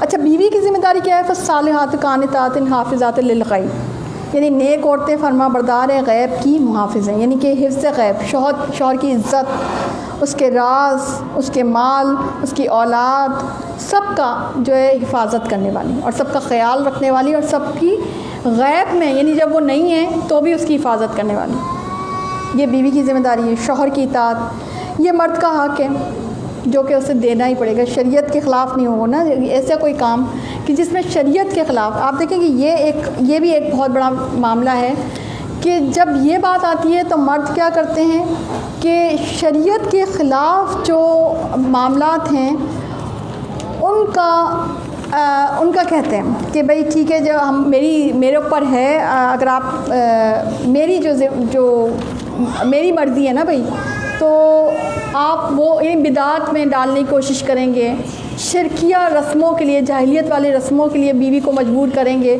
بھئی اگر کوئی قسمت سے اگر آپ کی زندگی میں کوئی ایسی شریک حیات آئی گئی ہے کہ جو صحیح العقیدہ ہے، تو آپ اس کو کیوں مجبور کرتے ہیں کہ وہ ایسی پارٹیز میں جائیں کہ جو مخلوط ہے یا بدعت کی ہے یا حرام ہے، شرکیہ رسموں پر مبنی ہے، یا غلط افعال پر کیوں بے پردگی؟ آپ دیکھیں کہ اگر کوئی با پردہ لڑکی جو ہے آپ کی عقد میں آ گئی ہے، تو یہ تو آپ کو کہیں سے بھی اجازت نہیں ملتی نا، کیونکہ یہ بھی کیسز بہت آتے ہیں میرے پاس کہ آپ یعنی پردے پر اعتراض ہو رہا ہے، یہ تو اللہ کا حکم ہے نا۔ اسی طرح سے آپ دیکھیں کہ اگر رشتہ داروں کا معاملہ آ جائے تو مرد حضرات کا ہوتا ہے کہ رشتہ داروں کی دل شکنی بھلے نہیں ہونی چاہیے، ایمان کی بڑے ہو جائے، ایمان کی شکنی ہو جائے، ایمان شکنی ہو جائے تو کوئی خیر ہے، مگر فلانی جگہ پہ آپ نے جانا ہے۔ اور اسپیشلی آپ دیکھیں یہ جو جوائنٹ فیملی سسٹم ہے، اس میں پردے کا جو معاملہ ہے کہ میرے بھائی سے آپ پردہ جو ہے وہ اگر پردہ وہ کر رہی ہے تو آپ کو کیا اعتراض ہے، یا آپ کے کزنس کے سامنے نہیں آنا چاہتی تو آپ اسے کیوں مجبور کرتے ہیں کہ وہ بے پردگی اختیار کریں؟ ٹھیک ہے نا۔ تو اسی طرح سے اگر مدرسے جانا چاہتی ہیں، آپ دیکھیں کہ یہ بھی اللہ تعالیٰ نے حکم دیا ہے نا، آپ کو پتہ ہے یہ بیسک حکم جو ہے یہ مرد کے لیے ہے کہ وہ اپنی اولاد کو اور اپنی بیوی کو دین کی تعلیم دے۔ لیکن آپ دیکھیں کہ ہمارے ہاں کیا ہوتا ہے کہ مرد کے تو اپنے پاس ہی اتنی تعلیم نہیں ہوتی، تو اگر لیڈیز کوئی مدرسہ جوائن کر لیں تو ان کو اس پہ بھی اعتراض ہوتا ہے کہ تم مدرسے کیوں جاتی ہو بھائی۔ اچھا، اب اس سارے معاملے میں حالانکہ قرآن میں اور حدیث میں کیا ہے کہ اگر کوئی تمہاری بیوی جو ہے وہ تم سے مسجد یا مدرسے جانے کی اجازت مانگے تو اسے دے دو، یعنی روک نہیں سکتے آپ اس کو۔ اچھا، حدیث میں لا طاعۃ لمخلوق فی معصیۃ الخالق، یعنی مخلوق کی اطاعت میں خالق کی نافرمانی نہیں ہو سکتی، یعنی ایسا کوئی حکم کہ جو شریعت کے خلاف ہیں اور وہ شوہر آپ کو دے رہا ہے تو پھر جو ہے آپ اس کو ماننے پر جو ہے آپ پابند نہیں ہیں۔ پھر آپ دیکھیں کہ اسی طرح سے مرد حضرات کی طرف سے ایک یہ بھی آتا ہے کہ وہ جہیز کا تو چلے ہے ہی کہ جہیز کا مانگنا وہ کرتا ہے، یہ جو کہ غلط ہے۔ اچھا، جہیز کے علاوہ جو ہے یعنی ہمارے معاشرے میں ایک یہ بھی چیز بہت زیادہ عام ہو گئی ہے کہ سسرال والوں سے ڈیمانڈز کرنا اور ان سے امید رکھنا، اسپیشلی اگر ان کا دیکھا گیا کہ وہ تھوڑا بہت ویل سیٹ ہیں، تو یہ ایک بہت زیادہ بات عام ہو گئی ہے۔ اور اس کا اچھا مطالبے کا طریقہ بڑا عجیب ہوتا ہے کہ چاہے زبان سے یا تانوں سے کہ تم لائی کیا ہو۔ آپ دیکھیں کہ یہ ہمارے معاشرے میں کتنا زیادہ ہوتا ہے، یا تم لے کے آؤ، تمہارا بھائی ایسے ہے تو جاؤ جا کے اس سے پیسے مانگ کے لے آؤ، یا تمہارے باپ اتنا پیسے والا ہے تو جاؤ جا کے لے کے آ جاؤ۔ اشاروں کنائیوں سے بھی مانگا جا رہا ہوتا ہے، تنگ رکھا جا رہا ہوتا ہے کہ چلو اس باقی سب کی ضرورتیں پوری کر دیں، ہم آرام سے زندگی گزاریں، لیکن یہ کہ اس کی ضرورتیں پوری نہیں کریں گے، یہ خود ہی جائے گی اور اپنے گھر والوں سے لے کے آئے گی۔ تو یہ آپ دیکھیے کہ مرد کا معاملہ، مرد کو مرد بننا چاہیے نا، یہ مرد کے غیرت کا جو معاملہ ہے یہ کدھر چلا گیا کہ جس میں ہم یہ دیکھتے ہیں کہ اس قسم کے معاملات جو ہے نا وہ سامنے آتے چلے جا رہے ہیں۔ ٹھیک، تو ایک تو یہ ہو گیا۔ اب آپ دیکھیں کہ شوہر کی اطاعت میں نے آپ کو سمجھا دیا کہ ایسی چیز نہیں ہو سکتی کہ جو کہ وہ غیر شرعی حکم دے، ٹھیک ہے، لیکن شرعی جو حکم ہوگا وہ اس کو ماننا پڑے گا، کیونکہ حدیث میں آتا ہے نا کہ جب عورت 5 وقت کی نماز پڑھے، عفت کی حفاظت کرے، پاک دامنی اختیار کرے، شوہر کی اطاعت گزار اور وفا شار ہو، تو اس کو اختیار ہے کہ جنت کے دروازوں میں سے جس میں سے بھی چاہے وہ داخل ہو جائے، ٹھیک ہے۔ اور اسی طرح سے آپ دیکھیں کہ اگر سجدے کا حکم ہوتا تو شوہر کو ہی ہوتا۔ اور آپ کو معراج کے موقع والی وہ حدیث یاد ہو کہ جس میں جہنم کو جب دکھایا گیا تھا نبی کریم صلی اللہ علیہ وسلم کو، تو وہاں پر عورتوں کی تعداد زیادہ تھی، تو جب وجہ پوچھی گئی تو بتایا گیا کہ ایک تو یہ کہ خاوند کی ناشکری زیادہ کرتی ہیں، دوسرا یہ کہ لعن طعن کرتی ہیں، اور تیسرا یہ کہ اگر خاوند ساری زندگی بھی عمر بھر اگر اس کے ساتھ احسان کرتا رہے لیکن پھر بھی کوئی ایسی اونچ نیچ کوئی ہو جائے، کوئی ایسی بات ہو جائے تو وہ ایک دم کہہ دیتی ہے کہ میں نے تمہارے ساتھ کبھی خیر نہیں دیکھی۔ تو اس وجہ سے جو ہے عورتوں کی تعداد جہنم میں زیادہ دیکھی گئی۔ تو ہم ذرا اپنا بھی محاسبہ کر لیں کہ کہیں ایسا تو نہیں ہے کہ ہم ایسی حرکتیں کر رہے ہیں کہ جس سے ہماری آخرت تباہ ہو رہی ہے، کیونکہ شوہر کی شکر گزاری جو ہے وہ بیسک عبادتوں میں سے ایسے ہی جیسے نماز پڑھنا، جیسے روزے رکھنا ہے، اس طرح سے ہے شوہر کی شکر گزاری۔ اور شکر گزاری صرف یہ نہیں ہے کہ آپ زبان سے کہتے رہیں، بلکہ دل کے اندر ایک شکر گزاری کا جذبہ اور آپ کے برتاؤ میں اور حسن سلوک میں ایک انداز ہونا چاہیے کہ شوہر کی شکر گزاری۔ اچھا، اب اس پہ یہ ہے کہ بیوی آج کل کے زمانے میں ایک یہ بھی ہے کہ ایک تو کیریئر اورینٹیشن بہت زیادہ آ گئی ہے فیمیلز میں، اور دوسری چیز جو ان کے اندر خامی پائی جاتی ہے وہ ہے کہ شوہر کو تابع رکھنا۔ یہ دو چیزیں جو ہے نا یہ بھی ہے۔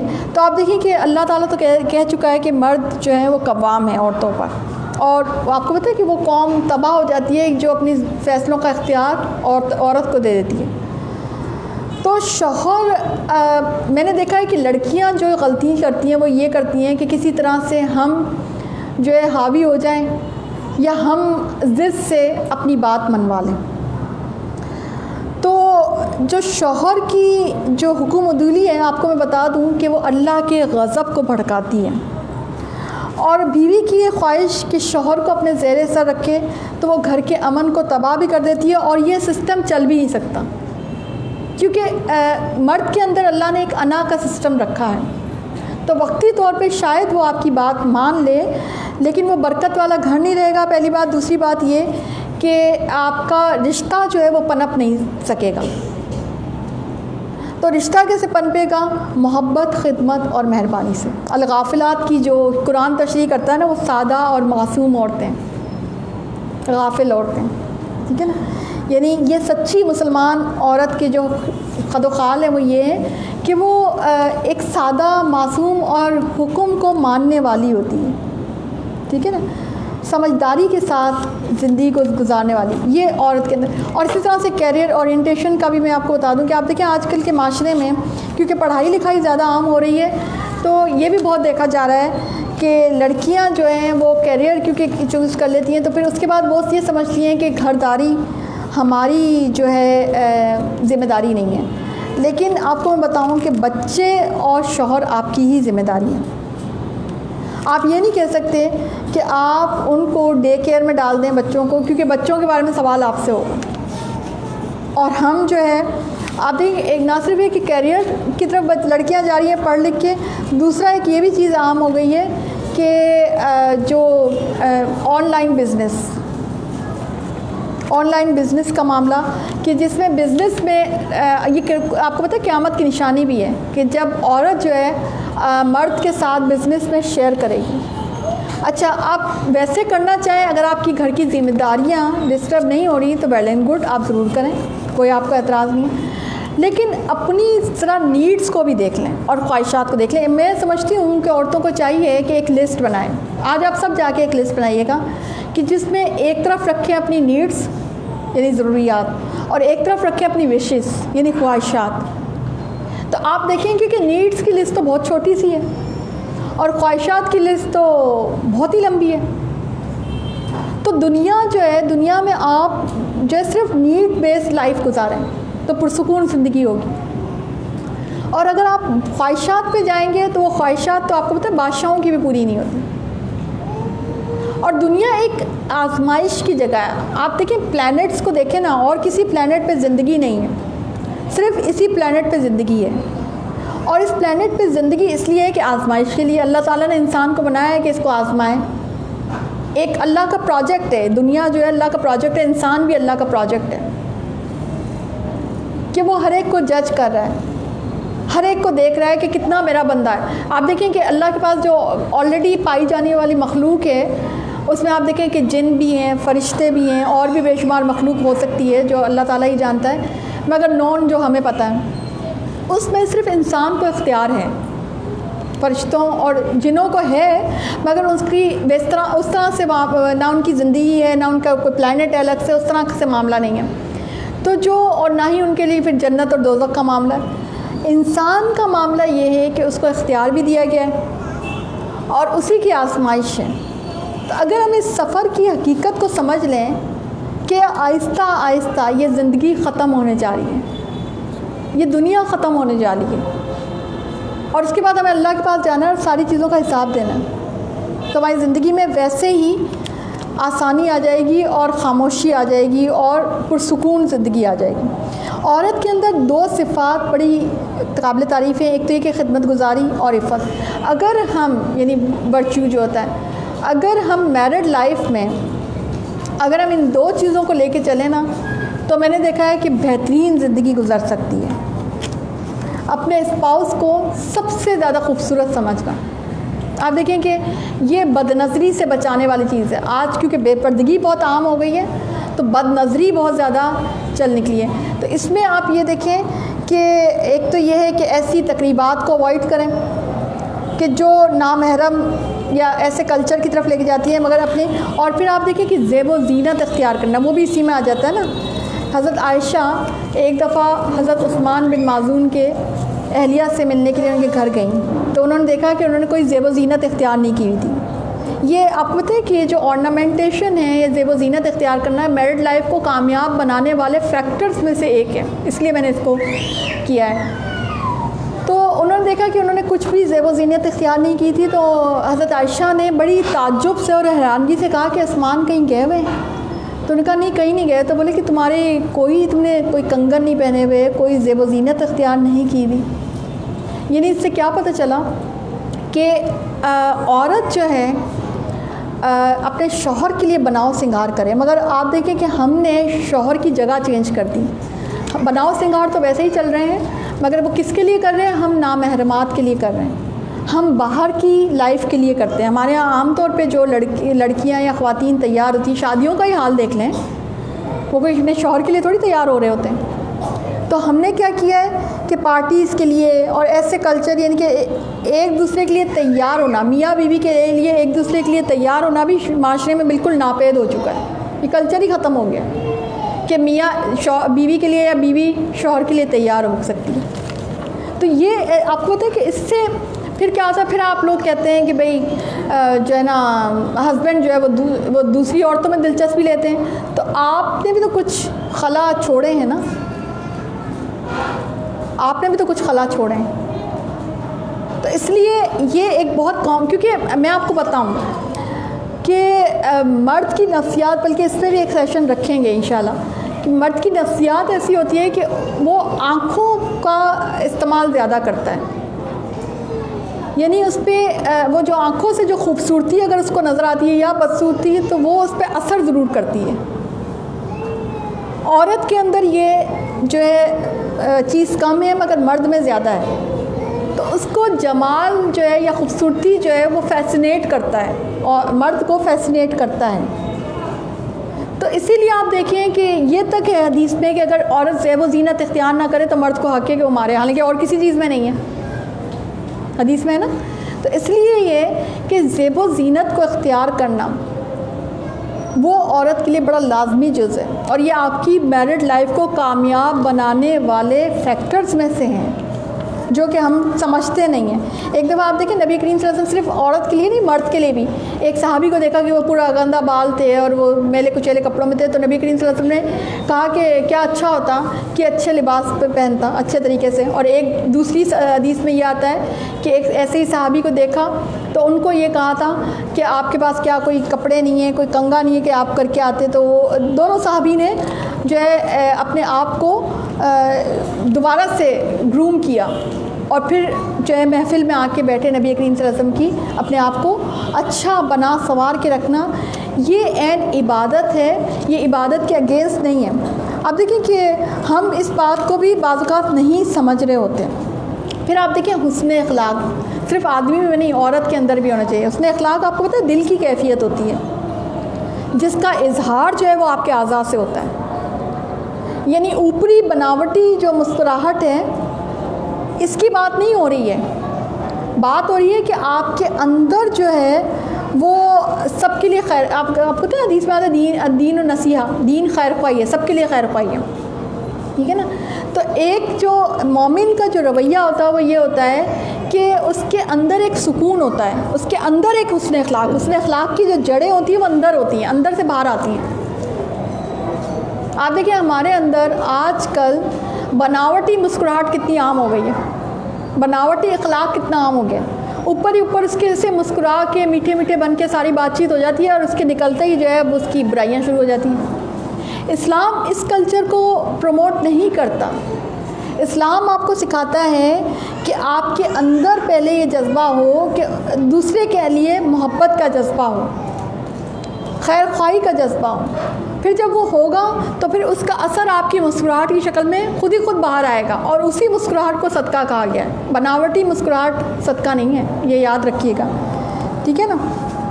اور یہ رسول اللہ صلی اللہ علیہ وسلم کے بیان کردہ اخلاق تھے, اور نہ صرف رسول اللہ صلی اللہ علیہ وسلم بلکہ ازواج مطہرات بھی بہت ہی مسکراہٹ رکھنے والی اور بہت ہی خوبصورت انداز سے جو ہے رشتہ نبھانے والی تھی نا. صحیح.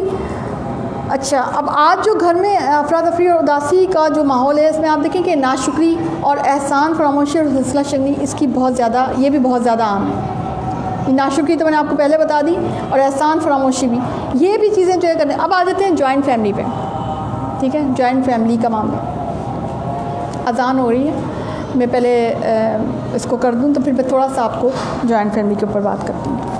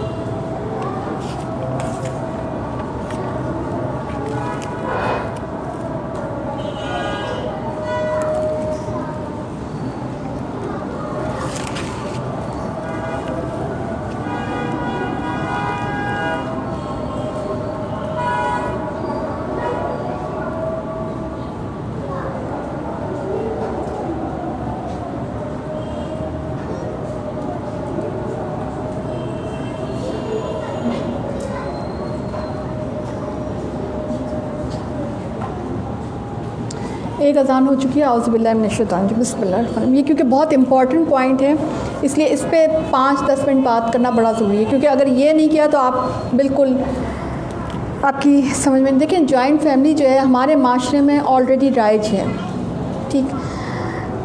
اچھا, اب اس کے کچھ بینیفٹ بھی ہو سکتے ہیں اور نقصان بھی, ٹھیک ہے. بینیفٹ یہ ہو سکتے ہیں کہ بھئی بڑوں کے تجربات سے فائدہ اٹھایا جا سکتا ہے, بچوں کی ٹریننگ اچھی ہو جاتی ہے, بچوں کی لک آفٹر بھی اچھی ہو جاتی ہے, ٹھیک ہے.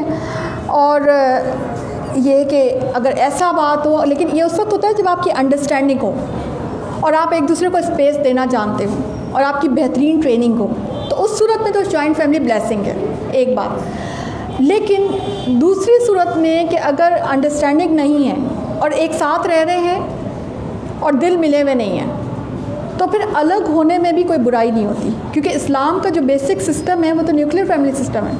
اسلام نیوکلیر فیملی سسٹم کو پسند کرتا ہے, ٹھیک ہے. یعنی آپ دیکھیں ہمارے معاشرے میں ایک بہت بڑا ٹیبو ہے کہ الگ کیسے ہو جائیں, علیحدہ تو ہو ہی نہیں سکتے. کیوں؟ کیونکہ ہمارے معاشرے میں ماؤں کی ایک رٹ قائم ہے گھروں کے اندر نا. اچھا یہ اچھی بھی ہو سکتی ہے, یہی میں سکھانا چاہ رہی ہوں کہ ماؤں کا شادی شدہ بچوں کی میرڈ لائف کو کامیاب بنانے میں یا ناکام بنانے میں بہت بڑا ہاتھ ہوتا ہے. یہ تو آپ لکھ لیں دل پر میرے. یعنی ایک جو ماں ہے نا, اتنی پاور ہوتی ہے, اسپیشلی ہمارے معاشرے میں ماؤں کے اندر اتنی پاور ہے. یا بنا بنایا گھر بگاڑ بھی سکتی ہیں یا گھر بگاڑا ہوا بنا بھی سکتی ہیں, کیونکہ ماؤں کی اتنی سے ہے ابھی تک اس معاشرے میں. ٹھیک ہے نا. اب اگر مائیں ٹھان لیں کہ بچوں کی شادیوں کو کامیاب بنانا ہے اور وہ اسی نہج پہ ٹریننگ دینا شروع کریں, بجائے اس کے کہ شاپنگوں میں جائیں, بازاروں میں جائیں. یہ ماؤں, میں سمجھتی ہوں کہ اگر کسی گھر میں ہفتے بعد مہینے بعد شادی ہونے والی ہے تو پھر وہاں پر سب سے پہلا جو ایک ذمہ داری آتی ہے وہ اس گھر کے ماں باپ پہ آتی ہے کہ وہ بچوں کی اب ٹریننگ اسٹارٹ کریں. چھوڑیں وہ کپڑے شپڑے اور یہ سب چیزیں چھوڑیں, کیونکہ وہ پڑے رہ جائیں گے. اگر آپ کے بچے 2 دن بعد ان کے جھگڑے شروع ہو جائیں, کیا فائدہ اس کا. اور ایک اور بات, مائیں بھی سوچ لیں کہ چلیں اگر میں نے اپنی رٹ قائم کرتے ہوئے یا اگر میں نے اپنی وہ ماں کیونکہ ماں کو اپنا بہت زوم بھی تو ہوتا ہے نا کہ بھئی میری بات چلے گی اور میرا گھر ہے. عام طور پہ دیکھیں جوائنٹ فیملی میں کیا ہوتا ہے, ساس کو کیا وہ زوم ہوتا ہے کہ میرا گھر تو میرا ہے نا بھائی. تو آپ دیکھیں کہ پھر آپ کا سوشل اسٹیٹس کیا ہوگا اگر آپ کے بچوں کا گھر نہیں بن پایا. تو اس میں ایک دیکھیں ایک آپ کا بھی تو اپنا سوشل اسٹیٹس خراب ہو رہا ہے نا. اس بات کو آپ کیوں نہیں دیکھتے؟ یعنی آپ کو تو یہ پریشر لینا چاہیے کہ نہیں بھائی میری بچوں کی شادی ہونے جا رہی ہے, اب میں نے اس کو کامیاب بنانا ہے اور اللہ کو بھی منہ دکھانا ہے. جواب طلبی کا ڈر ہوگا جبھی ہوگا نا بھائی معاملہ صحیح.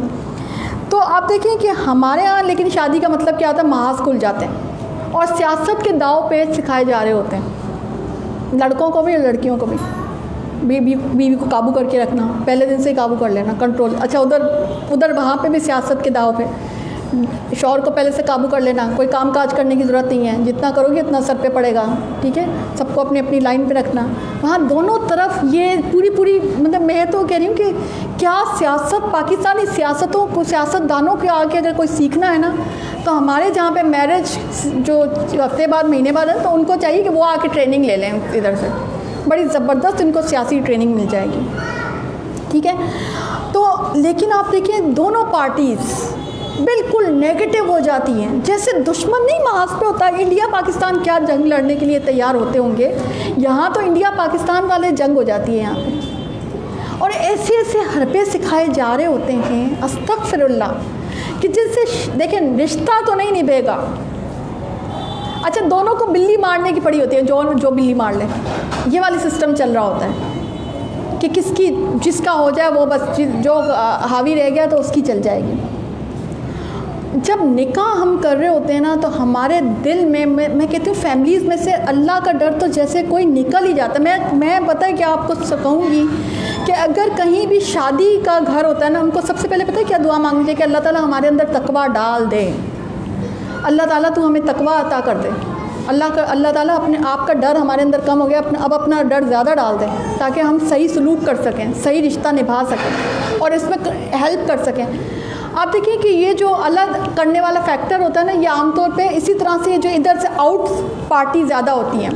کیونکہ دیکھیں میاں بیوی اگر وہ رشتہ کرنے جا رہے ہیں, قائم کرنے جا رہے ہیں, تو وہ ان کے ذہن میں یہ تو بات ہو نہیں سکتی کہ سگنیچر ہو رہے ہیں اور ساتھ ہی یہ چل رہا ہو ذہن میں کہ جی ہم نے خدا نخواستہ رشتے کو قائم نہیں بھی کرنا. رشتہ قائم کرنا ہوتا ہے, خوشی خوشی ہوتا ہے نا رشتہ خوشی. تو اس میں کرنا یہ ہے, گھر کو اگر پرسکون بنانا ہے تو سب سے پہلی ذمہ داری ہے کہ بیٹوں کی مائیں وہ اپنے بیٹوں کو ٹریننگ دیں کہ کسی کی بیٹی اب آپ کے گھر میں آنے جا رہی ہے, آپ نے اس کے ساتھ اچھا سلوک کرنا ہے. یہ دیکھیں دنیا مکافات عمل ہے, آپ نہ کریں ایسا تو کل کو آپ کی بھی بیٹی ہے, وہ بھی کسی کے گھر میں جائے گی. اور میں آپ کو گارنٹی آپ کو میں بتا دوں کہ جب ایسا ہوتا ہے نا, جب جہاں پہ منفی جذبات پروان چڑھ رہے ہوتے ہیں نا, تو پھر ان کی بیٹیوں کے ساتھ بھی ایسے ہی سلوک ہو رہے ہوتے ہیں. ہم اس بات کو دیکھ بھی رہے ہوتے ہیں, سمجھ نہیں رہے ہوتے ہیں. آنکھوں سے دیکھ رہے ہوتے ہیں اور غور و فکر نہیں کر رہے ہوتے، اور اس نہج پہ نہیں پہنچ رہے ہوتے کہ دیکھو آج ہماری اچھا مائیں میرے ساتھ آ کے گلے سے شکوے کر رہی ہوتی ہے ہماری بیٹی کا یہ مسئلہ ہے، ہماری بیٹی کا، اور اپنی معاملے میں جو ہے ہم سے اچھے ساس کوئی ہے ہی نہیں. یعنی اپنا جب آپ فیڈ بیک لیں گے تو وہ بہو کے ساتھ کیا کر رہی ہیں وہی کچھ ان کی بیٹی کے ساتھ ہوگا. تو یاد رکھیے کہ ایک تو چیز یہ کہ اپنے بیٹوں کی ٹریننگ سب سے پہلے یہ ہونی چاہیے کہ بھئی بچی کے ساتھ اچھا سلوک کرو، وہ ہمیشہ تمہاری وفادار بن کے رہے گی. بیوی کو اپنا کیسے بنانا ہے یہ ٹریننگ ہونی چاہیے. الفاظ کے چناؤ، نرمی اگر نہیں بھی ہے نا اگر شوہر کے اندر اگر بیٹے کے اندر، تو اب اس کو اخلاق سکھانا شروع ہو جائیں کہ بیٹا چلو پہلے تو جیسے بھی تھے ایک ینگسٹر تھے، اب تو تم کسی کے شوہر بننے جا رہے ہو اور کل کو کسی کا باپ بھی بنو گے، تو اب تم اپنے اخلاق کو اپنے رویوں کو ٹھیک کرنا شروع کرو. کیونکہ کسی کی بیٹی آپ دیکھیں آپ جواب دہ ہو سکتی ہیں. گھر توڑنا ایک بہت بڑا جرم ہے اللہ کے ہاں. تو اس دنیا میں تو نہیں ہے، اس دنیا میں تو کوئی آپ کو آ کے نہیں پوچھتا، بیٹی والے تو کبھی بھی نہیں پوچھیں گے. مگر آپ دیکھیں کہ اتنا بڑا جرم ہے، اللہ تعالیٰ جو ہے نا آپ اللہ کی پکڑ میں اللہ کی ناراضگی میں آپ آ جائیں گے. آپ دیکھیں ہمارے یہاں پھر بیماریاں آتی ہیں، پھر بلائیں آتی ہیں، پھر مشکلات آتی ہیں. کبھی ہم نے سوچا کہ کسی کی بیٹی کا دل دکھایا، کسی بیٹی والے کو بے عزت کیا؟ ہمارے معاشرے میں کتنا تکبر کی علامت سمجھا جاتا ہے کہ بیٹے والے ہیں تو پتہ نہیں کیا کوئی فرعون ہی ہو گئے جیسے، خدا نخواستہ. تو میں سمجھتی ہوں اس جہالت سے بھی نکلنے کی ضرورت ہے. میرا خیال ہے اس جہالت کو چھوڑ کے آ جانا چاہیے کہیں جا کے کہ یہ جو چیز ہے اس کو اس طرح سے رشتے نہیں بستے نا. عزت دینا، ایک طرف تو ہم عقیدہ ہم کہتے ہیں کہ جی اللہ تعالیٰ کہتا ہے کہ ساری کی ساری عزت جو ہے نا وہ اللہ تعالیٰ کہتا ہے کہ میرے ہاتھ میں، اللہ جسے چاہتا ہے عزت دیتا ہے، اللہ جسے چاہتا ہے عزت نہیں دیتا. ایک طرف ہماری شکوے یہ ہوتے ہیں کہ ہمارے بیٹی والوں نے ہمیں عزت نہیں دی، وہ کہہ رہے ہیں ہم وہ ہمیں عزت نہیں دی. تو آپ دیکھیں کہ آپ پتہ ہے رشتہ جب طے ہوتا ہے نفتا جب ہے جب آپ ایک دوسرے کو عزت دیں، سمدھیوں کو عزت دیں. بیٹی والے کو اسپیشلی یہ میں سمجھتی ہوں کہ اسٹیپ بیٹے والوں کو پہلے لینا چاہیے. بیٹی والے تو بیچارے دے ہی دیتے ہیں، بیٹے والے بھی عزت دینا شروع کریں کہ بھائی بیٹی دی ہے اس نے تو عزت دینے میں کیا جاتا ہے، ٹھیک. اور اچھا اگر بیٹی ہے آپ کی، اس کی شادی ہونے جا رہی ہے تو اس کو یہ نہیں سکھانا ہے کہ کنٹرول کیسے کرنا ہے اور کام نہیں کرنا، بلکہ اس کو تھوڑا ایکٹیو کریں. اس کو سکھائیں کہ نئے گھر میں جا کے تم نے دل کیسے جیتنے. کیونکہ چلیں وہ الگ رہے وہ ساتھ رہے وہ ایک الگ ایشو ہے، لیکن رشتہ تو بننے جا رہا ہے نا. اس بیٹے کی ماں تو وہی رہے گی جو وہ ہے، اس کا باپ بھی وہی رہے گا، اس کی بہنیں بھی وہی رہیں گی. کبھی نہ کبھی تو واسطہ پڑے گا نا آپ کا، الگ رہیں یا ساتھ رہیں، رشتے تو نئے بننے جا رہے ہیں نا. تو اس بیٹی کو بجائے نیگیٹیوٹی سکھانے کے چاہیے کہ اس کو سکھائیں کہ الٹیمیٹ اب تمہاری بیٹا فیملی اب یہی سسرال ہے. آپ دیکھیں پہلے ہی ماں یہی باتیں سکھاتی تھی نا تو ایشوز ہوتے ہی نہیں تھے، بلکہ بڑی اچھی بجاتی تھی. آپ دیکھیں کہ یہ رشتے کیا سنت کی گلیوں میں کوئی دیرانیاں جیٹھانیاں نہیں تھیں؟ کیا سنت کی گلیوں میں کوئی نند بھاوج کا رشتہ نہیں تھا؟ سب تھا بھائی. حضرت ام ہانی حضرت فاطمہ رضی اللہ تعالیٰ عنہ کی نند تھیں، کبھی کوئی جھگڑا نہیں نظر آتا. تو دیرانیوں جٹھانیوں کے رشتے بھی تھے، مگر وہ کیا مخلص دوستوں کی طرح آپس میں رہا کرتے تھے. ایک چھوٹا سا سفر ہے، زندگی کا سفر ہے، گزار کے چلے جانا ہے، اللہ کے آگے سرخرو ہونا ہے. اس میں ہم اتنی لڑائیاں کیوں ہم پال لیتے ہیں، اتنے دلوں کے اندر ہم فساد کیوں ڈال لیتے ہیں، ٹھیک ہے نا. تو ایک تو بات یہ ہے کہ دونوں جو ہے نا ایک دوسرے کو سکھائے، اور پھر بہو بھی جو ہے وہ ساس کی نصیحت کو توہین نہ سمجھے، اور ساس بھی بہو پر بھیجا جو ہے وہ ایسی وہ نہ ڈالے کہ جو اس کو تکلیف دے ہو. اچھا بیٹیوں کو اسپیشلی جب آ رہی ہوتی ہیں بہو بن کے تو ان کو ایک اور چیز اپنے دل میں کہ وہ ہمارے ماں باپ ہی ہیں. آپ دیکھیں سسر سے پردہ نہیں ہوتا نا، تو وہ ماں باپ ہیں. تو کوشش یہ ہونی چاہیے کہ ان کی دعائیں لینے کی ایک وہ رکھیں کہ کیونکہ ان کی دعائیں ڈائریکٹ جب پہنچیں گی نا، وہ آپ کے شوہر کو پہنچے یا آپ کو پہنچے تو اس کا اثر آپ کی زندگی پہ آئے گا ضرور. تو اسلام تو کہتا ہے کہ آپ راہ چلتے انسان، راہ چلتے بڑے بوڑھے کا ادب کرو. جو بڑوں کا ادب نہ کرے، جو بچوں پر شفقت نہ کرے، وہ ہم میں سے نہیں، حدیث میں ہے نا. تو اسلام تو راہ چلتے بزرگ کا ادب بیان کرتا ہے آپ کو. تو کہاں یہ کہ وہ بزرگ جو آپ کے گھر میں ہیں، جو آپ کی ساس سسر کی شکل میں ہیں، تو اس کا تو ادب کتنا بڑا ہوگا. اور ادب کرنے سے کیا انسان کا کچھ ہو جاتا ہے. ایک تھوڑا، کیونکہ میں نے دیکھا ساس سسر کو ادب اور مان اور تھوڑا سا پوچھنا چاہیے ہوتا ہے کہ بھئی آتے جاتے ہمیں پوچھ لو، کر لو، آتے جاتے بتا دو. بعض اوقات صرف ایسے ہی معاملات ہوتے ہیں اور ادھر سے ہی جو ہے نا لڑائیاں شروع ہوتی ہیں کہ بھئی یہ ایشوز ہوتے ہیں، ہم سے پوچھا نہیں، ہم سے کیا نہیں، ہمیں یہ نہیں کہا، اور وہ ان چیزوں پہ ایشوز ہو جاتے ہیں.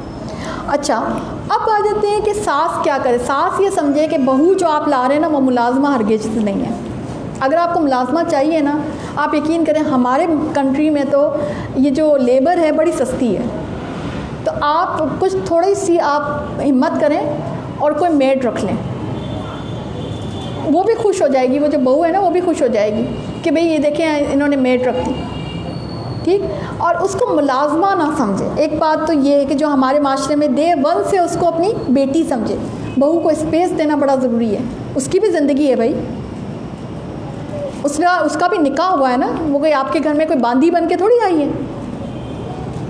اور پھر وہ ایک میچور بچی ہے، وہ میچور لیڈی آپ کی طرح میچور لیڈی کی طرح کام کیسے کر سکتی ہیں آپ؟ اس میں ایک پہلے دن سے ساس کی جو ایکسپیکٹیشنس ہیں وہ اتنی ہائی ہوتی ہیں کہ وہ پہلے دن سے اس کا مقابلہ اپنے سے کرنا شروع کر دیتی ہے. اب بتائیں کام کیسے چلے گا؟ میں آپ کو ایک بات اور بتاؤں جو میں اپنے دل پہ رکھتی ہوں کہ بہو کو اولاد سمجھیں. اگر آپ اس لیول پہ پہنچ گئے نا، ماں جو ہے نا، بیٹے کی ماں اگر اس لیول پہ پہنچ گئے، بہو اولاد ہے، جیسے بچوں کو نہیں پیار کرتے آپ، اس طرح بہو کو بھی بچوں کی طرف پیار کریں، لاڈ کریں، اس کی اسپیس دیں. جیسے اولاد کے ساتھ آپ حسن سلوک کرتی ہیں، اس کو بھی آپ اس طرح سے کریں، کیونکہ ہے تو وہ بھی آپ کے بچے سے کیا 5-6 سال ہی چھوٹی ہوگی نا، 2 سال 5 سال 6 سال اتنی ہی چھوٹی ہوگی نا، اور کیا آپ کے جتنی تھوڑی ہوگی. ٹھیک ہے نا؟ تو اگر آپ اس کو وہ اسپیس دینے میں کامیاب اور اس کے دل میں جگہ بنانے میں ایک دفعہ کامیاب ہو جائیں گے نا، تو وہ بچی کہیں نہیں جائے گی، وہ اپنی ماں سے زیادہ آپ کا لاڈ کر لے گی. انسان کی بچی ہے نا بھائی، ٹھیک ہے نا، انسان کی بچی. تو آپ دیکھیں انسان بھائی، جانور محبت کی زبان سمجھتے ہیں، تو ایسے کیسے ہو سکتا ہے کہ انسان محبت کی زبان نہ سمجھے؟ ٹھیک ہے نا، برابری کا سلوک رکھیں. آپ دیکھیں ہمارے یہاں کتنے ڈبل سٹینڈرڈز ہوتے ہیں. اپنی بیٹی کے لیے قانون کچھ اور ہے اور بہو کے لیے قانون کچھ اور ہے. بیٹی سو رہی ہے بھلے سوئے، بہو سو رہی ہے کیوں سو رہی ہے؟ بیٹی کوئی چاہ رہی ہے گھومنے کے لیے یا کسی سے فرینڈ آ گئی تو چلے، لیکن بہو پھر اسی سے جو ماں آپ کی گھر میں جو ہے نا، وہ پھر ظاہر سی بات ہے وہ جب تک اس کی نہیں چلے گی نا، نہیں چلے گی. جس دن اس کی چلے گی تو وہ کہے گی کہ بس بھائی اب بہت ہو گیا، چلو بھائی اب ہم اس گھر کو چھوڑ کے ہم تو الگ گھر میں جاتے ہیں. ٹھیک ہے نا، اگر آپ کو بیٹے کو کنٹرول کرنا ہے تو پھر پہلے اپنی بہو کو کنٹرول کریں اور پازیٹیوٹی میں کنٹرول کریں، نیگیٹیوٹی میں نہیں، پازیٹیوٹی میں. ٹھیک ہے نا، اور بہت زیادہ ذمہ داری نہ ڈالیں. آپ دیکھیں میں ایک بات کہتی ہوں، جو مجھے کہتی ہیں نا ساسیں جو بہو کے کام نہ کرنے کی شکایت کرتی ہیں، میں بتاؤں ان کو ایک بات کہتی ہوں، جب یہ نہیں تھی تب آپ کے پراٹھے کون بناتا تھا؟ تب بھی تو بن رہے تھے نا آپ کے انڈے پراٹھے ہیں. تو اب یہ آ گئی ہے تو ہونا تو یہ چاہیے کہ اس کا بھی ایک انڈا پراٹھا آپ خود ہی بنا دیں یا بنوا لیں، کیونکہ یہ بھی آپ کے بچوں کی طرح ہے. 4 دن ناز اٹھا لیں، پھر جب یہ تھوڑی سمجھدار ہوگی خود ہی اس کو ہوگا کہ چلو میں بھی کر لیتی ہوں. ٹھیک ہے نا، آپ کا کام ویسے بھی چل رہا تھا نا، اس کے بغیر بھی چل رہا تھا. ایک روٹی زیادہ ہوئی ہے نا، یا ایک انڈا زیادہ ہو گیا آپ کا. ٹھیک ہے نا، تو اس میں آپ کا پہلے بھی تو کام چل رہا تھا. فیملی تو آپ کی ہے، آپ یہ کیوں کہتے ہیں کہ وہ کرے؟ فیملی تو آپ کی ہے بھئی، آپ کے بچے ہیں، آپ کا شوہر ہے، وہ بچہ بھی ابھی تک تو آپ کا ہی ہے نا بھئی. یہ تو نہیں ہوا کہ شادی ہو گئی تو وہ بچہ ہی آپ نے آگ کر دیا، ایسا تو نہیں ہے، وہاں بیٹا تو آپ کا ہی رہا نا. تو کیا ہو گیا اگر آپ نے تھوڑا سا دل کو بڑا کر لیا اور آپ نے اس کی ساتھ جو ہے اچھے سلوک کے ساتھ اس کو رکھا؟ اگر آپ یہ اچھا، میں نے دیکھا ہے کہ پہلے ماؤں کو، بڑوں کو دل بڑا کرنا پڑتا ہے. جب بڑے دل بڑا کر لیتے ہیں نا تو بچے، کیونکہ بچے ہوتے ہیں لاؤبالی، بچے تو بھی ویسے ہی ٹریننگ کی اسٹیج سے چل رہے ہوتے ہیں، تو پھر ان کے دل میں ہمیشہ کے لیے آپ کی ایک عزت بن جاتی ہے کہ دیکھو اس وقت ہماری تو جو ہے بڑی عزت دی، ہمیں تو بڑے لاڈ پیار سے رکھا ہے. اسی طرح سے یہ دیورانی جیٹھانی کے رشتے ہوتے ہیں کہ اگر آپ کے گھر میں بھی تو یہ خواتین پائی جاتی ہیں، بلکہ میرا تو خیال ہے کہ بڑے یہ جو دیورانی جیٹھانی اور نند کے جو رشتے ہوتے ہیں نا، مخلص دوستوں کے رشتے بن سکتے ہیں. ان کے ساتھ دوستی کا رشتہ استوار کر لیں. اسپیشلی بڑی بہو کو جوڑنے والا عنصر ہونا چاہیے کہ بھائی کو بھائی سے جوڑنے میں. دیکھیں بھائی بھائی کا بازو ہوتا ہے، ایک حدیث میں آتا ہے. آپ توڑنے والے نہ بنیں، آپ جوڑنے والے بنیں. کیونکہ یہی یہ جو بھائی ہیں یہ آپ کے بچوں کل کے چاچا ہوں گے، کل کو تایا ہوں گے، پھر آپ روئیں گے بیٹھ کے جی ہمارے تو کوئی آپس میں وہ نہیں ہے، آپس میں ناچاکی چل رہی ہے، ٹھیک ہے نا؟ تو جوڑنے والے بنے، توڑنے والے نہ بنے۔ نند بیچاری جو ہے نا وہ صرف مان چاہتی ہے، آتے جاتے جوڑا دیتے دیکھیں، اور یہ ہمیں کہاں سے دیکھیں، نبی کریم صلی اللہ علیہ وسلم بہن بیٹی کو بہت عزت دیتے تھے۔ حضرت شیمہ آیا کرتی تھی، ان کی رضائی بہن تھی، حضرت فاطمہ آیا کرتی تھی، ان کے لیے جگہ چھوڑ دیا کرتے تھے، محبت سے ان کو واپس جاتی تھی، تحائف دے کے رخصت کرتے تھے۔ ہمارے ادھر اتنی مٹیریلزم آ گیا ہے کہ ہمیں وہ ایک یا دو جوڑے بھی بھاری ہو جاتے ہیں، یا وہ جو گرمیوں کی چھٹیوں میں اگر رہنے کے لیے آ جائیں تو میں نے دیکھا ہے کہ اس پہ بھی کمپلینز ہوتی ہیں کہ جی وہ آ رہی ہیں ہم بھی جا رہے ہیں، مقابلے چل رہے ہوتے ہیں۔ تو ایسے نہیں ہوتا، آپ اس کو مان دے دیں، اس کے بھائی کا کرے، بیچاری نے اتنے عرصے اس نے بھی زندگی گزاری ہے یہاں پہ، تو ایک مان ہے جو آپ اگر دے دیں گے تو اس کے دل میں بھی ایک جگہ ہمیشہ کے لیے قائم رہے گی۔ سلیقے سے، معاملہ فہمی سے تھوڑا سا ان رشتوں کو نبھانا ہوتا ہے، نیگیٹیوٹی نہ آنے دیں۔ آپ اپنی بہنوں کے ساتھ بھی تو لڑ بھڑ کے بھی ایک ہو جاتے ہیں، تو ادھر کیوں نہیں ہو سکتے؟ تو اصل بات جو سمجھنے کی ہے وہ بس میں اب یہاں پہ اینڈ کرتی ہوں آپ کو، کہ یہ اصل بات ہے سمجھنے کی کہ ہم ان رشتوں کو سنت کے پیرائے میں، اس رشتوں کو دین سمجھ کر اگر نبھائیں گے تو اس کا اجر بھی ہے، نکاح عبادت بنتا چلا جائے گا۔ اور اللہ تعالیٰ ہمیں ان رشتوں کو نبھانے کا، آپ دیکھیں کہ آپ کتنا خوبصورت مقام ہو کہ اللہ تعالیٰ کے پاس سامنے ہم کھڑے ہوں اور اللہ ہمیں اجر دے رہا ہو کہ وہ تم نے جو نند کو جوڑا دیا تھا نا، اس کا اجر یہ دیکھو کتنا بڑا صدقہ ہو گیا، یہ دیکھو میں نے پہاڑ بنا دیا اس صدقے کو۔ آپ نے بہو کے ساتھ اچھا سلوک کیا، اللہ اس کا اجر دے رہا ہے کہ دیکھو تم نے اپنے بچوں کو تو پالا، اپنے بچوں کے ساتھ تو اس نے سلوک کیا، اس کا اجر یہ، اور اب جو بہو کے ساتھ کیا اس کا اجر یہ اتنا بڑا صدقہ کا اجر میں تمہیں دے رہا ہوں۔ امیجن کیا کریں نا کہ جب آپ دوسروں کے ساتھ، وہ جو آپ کے گھر میں اب آ گئے ہیں نئی فیملی بن کے، اس کو ایکسیپٹ کریں نا، آپ کی فیملی کا حصہ ہے وہ، اور آپ کے بیٹے کا دل کا سکون ہے نا، آپ کی نسل تو اب اسی سے بڑھے گی۔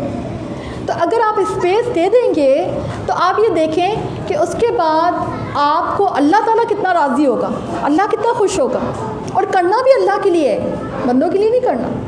رزلٹ کی توقع ان سے مت رکھیں، کیونکہ کل کو آپ کہہ سکتے ہیں اگلی کلاس میں شاید آپ مجھے کہیں جی ہم نے تو باجی وہ سارے کام کیے تھے، رزلٹ ہمیں ملا ہے باجی 0، سب کام کر لیے، پھر بھی دیکھیں وہی کوئی۔ تو آپ ان کے لیے تھوڑی کر رہے ہیں، آپ تو اپنے اللہ کے لیے کر رہے ہیں۔ تو اسپیس دیں، کھیلنے کودنے دیں، جا رہی ہیں کہیں بیٹا بہو جا رہے ہیں گھومنے کے لیے جا رہے ہیں، جانے دیں بھئی، آپ کا کیا جا رہا ہے؟ آپ نے بھی تو اپنے وقت پہ، آپ بھی تو کسی کا بیٹا قبضہ کر کے بیٹھی ہیں۔ تو یہ اتنے وہ نہیں، بلکہ میں تو پرسنلی یہ سمجھتی ہوں کہ یہ تو اللہ کا احسان ہوتا ہے کہ اللہ نے آپ کو بچوں کی مائیں بنا دیا، بانجھ رہ جاتے تو کیا تھا۔ یہ تو اللہ کا احسان ہوتا ہے کہ پھر آپ کی بہویں آ رہی ہیں، پوتے پوتیاں آ رہی ہیں، نواسے نواسیاں ہو رہے ہیں، یہ تو اللہ کا سارا احسان ہے۔ تو ان رشتوں کو انجوائے کریں، سسرالی رشتوں کو بھی انجوائے کریں۔ آپ دیکھیں کتنا خوبصورت اللہ نے ہمارا سسٹم بنایا ہے، کوئی ہمیں خالہ کہہ رہا ہے، کوئی ہمیں پھپھی کہہ رہا ہے، کوئی ہمیں مامی کہہ رہا ہے، کوئی ہمیں چاچی کہہ رہا ہے، کوئی ہمیں تائے کہہ رہے ہیں، کتنے خوبصورت اللہ تعالیٰ نے رشتے بنائے ہیں۔ تو ان رشتوں کو انجوائے کریں، ان رشتوں میں اپنی بیوٹی ڈالیں، ان رشتوں سے بھی آپ اللہ کے ہاں مزید دیندار ہو جائیں، ان رشتوں سے بھی عبادت کما لیں۔ یہ اصل بات ہے جو کرنے کی ہے، سمجھنے کی بات ہے، ساری عمل کرنے کی بات ہے۔ اللہ ہمیں عمل کی توفیق عطا کرے، آمین، جزاک اللہ۔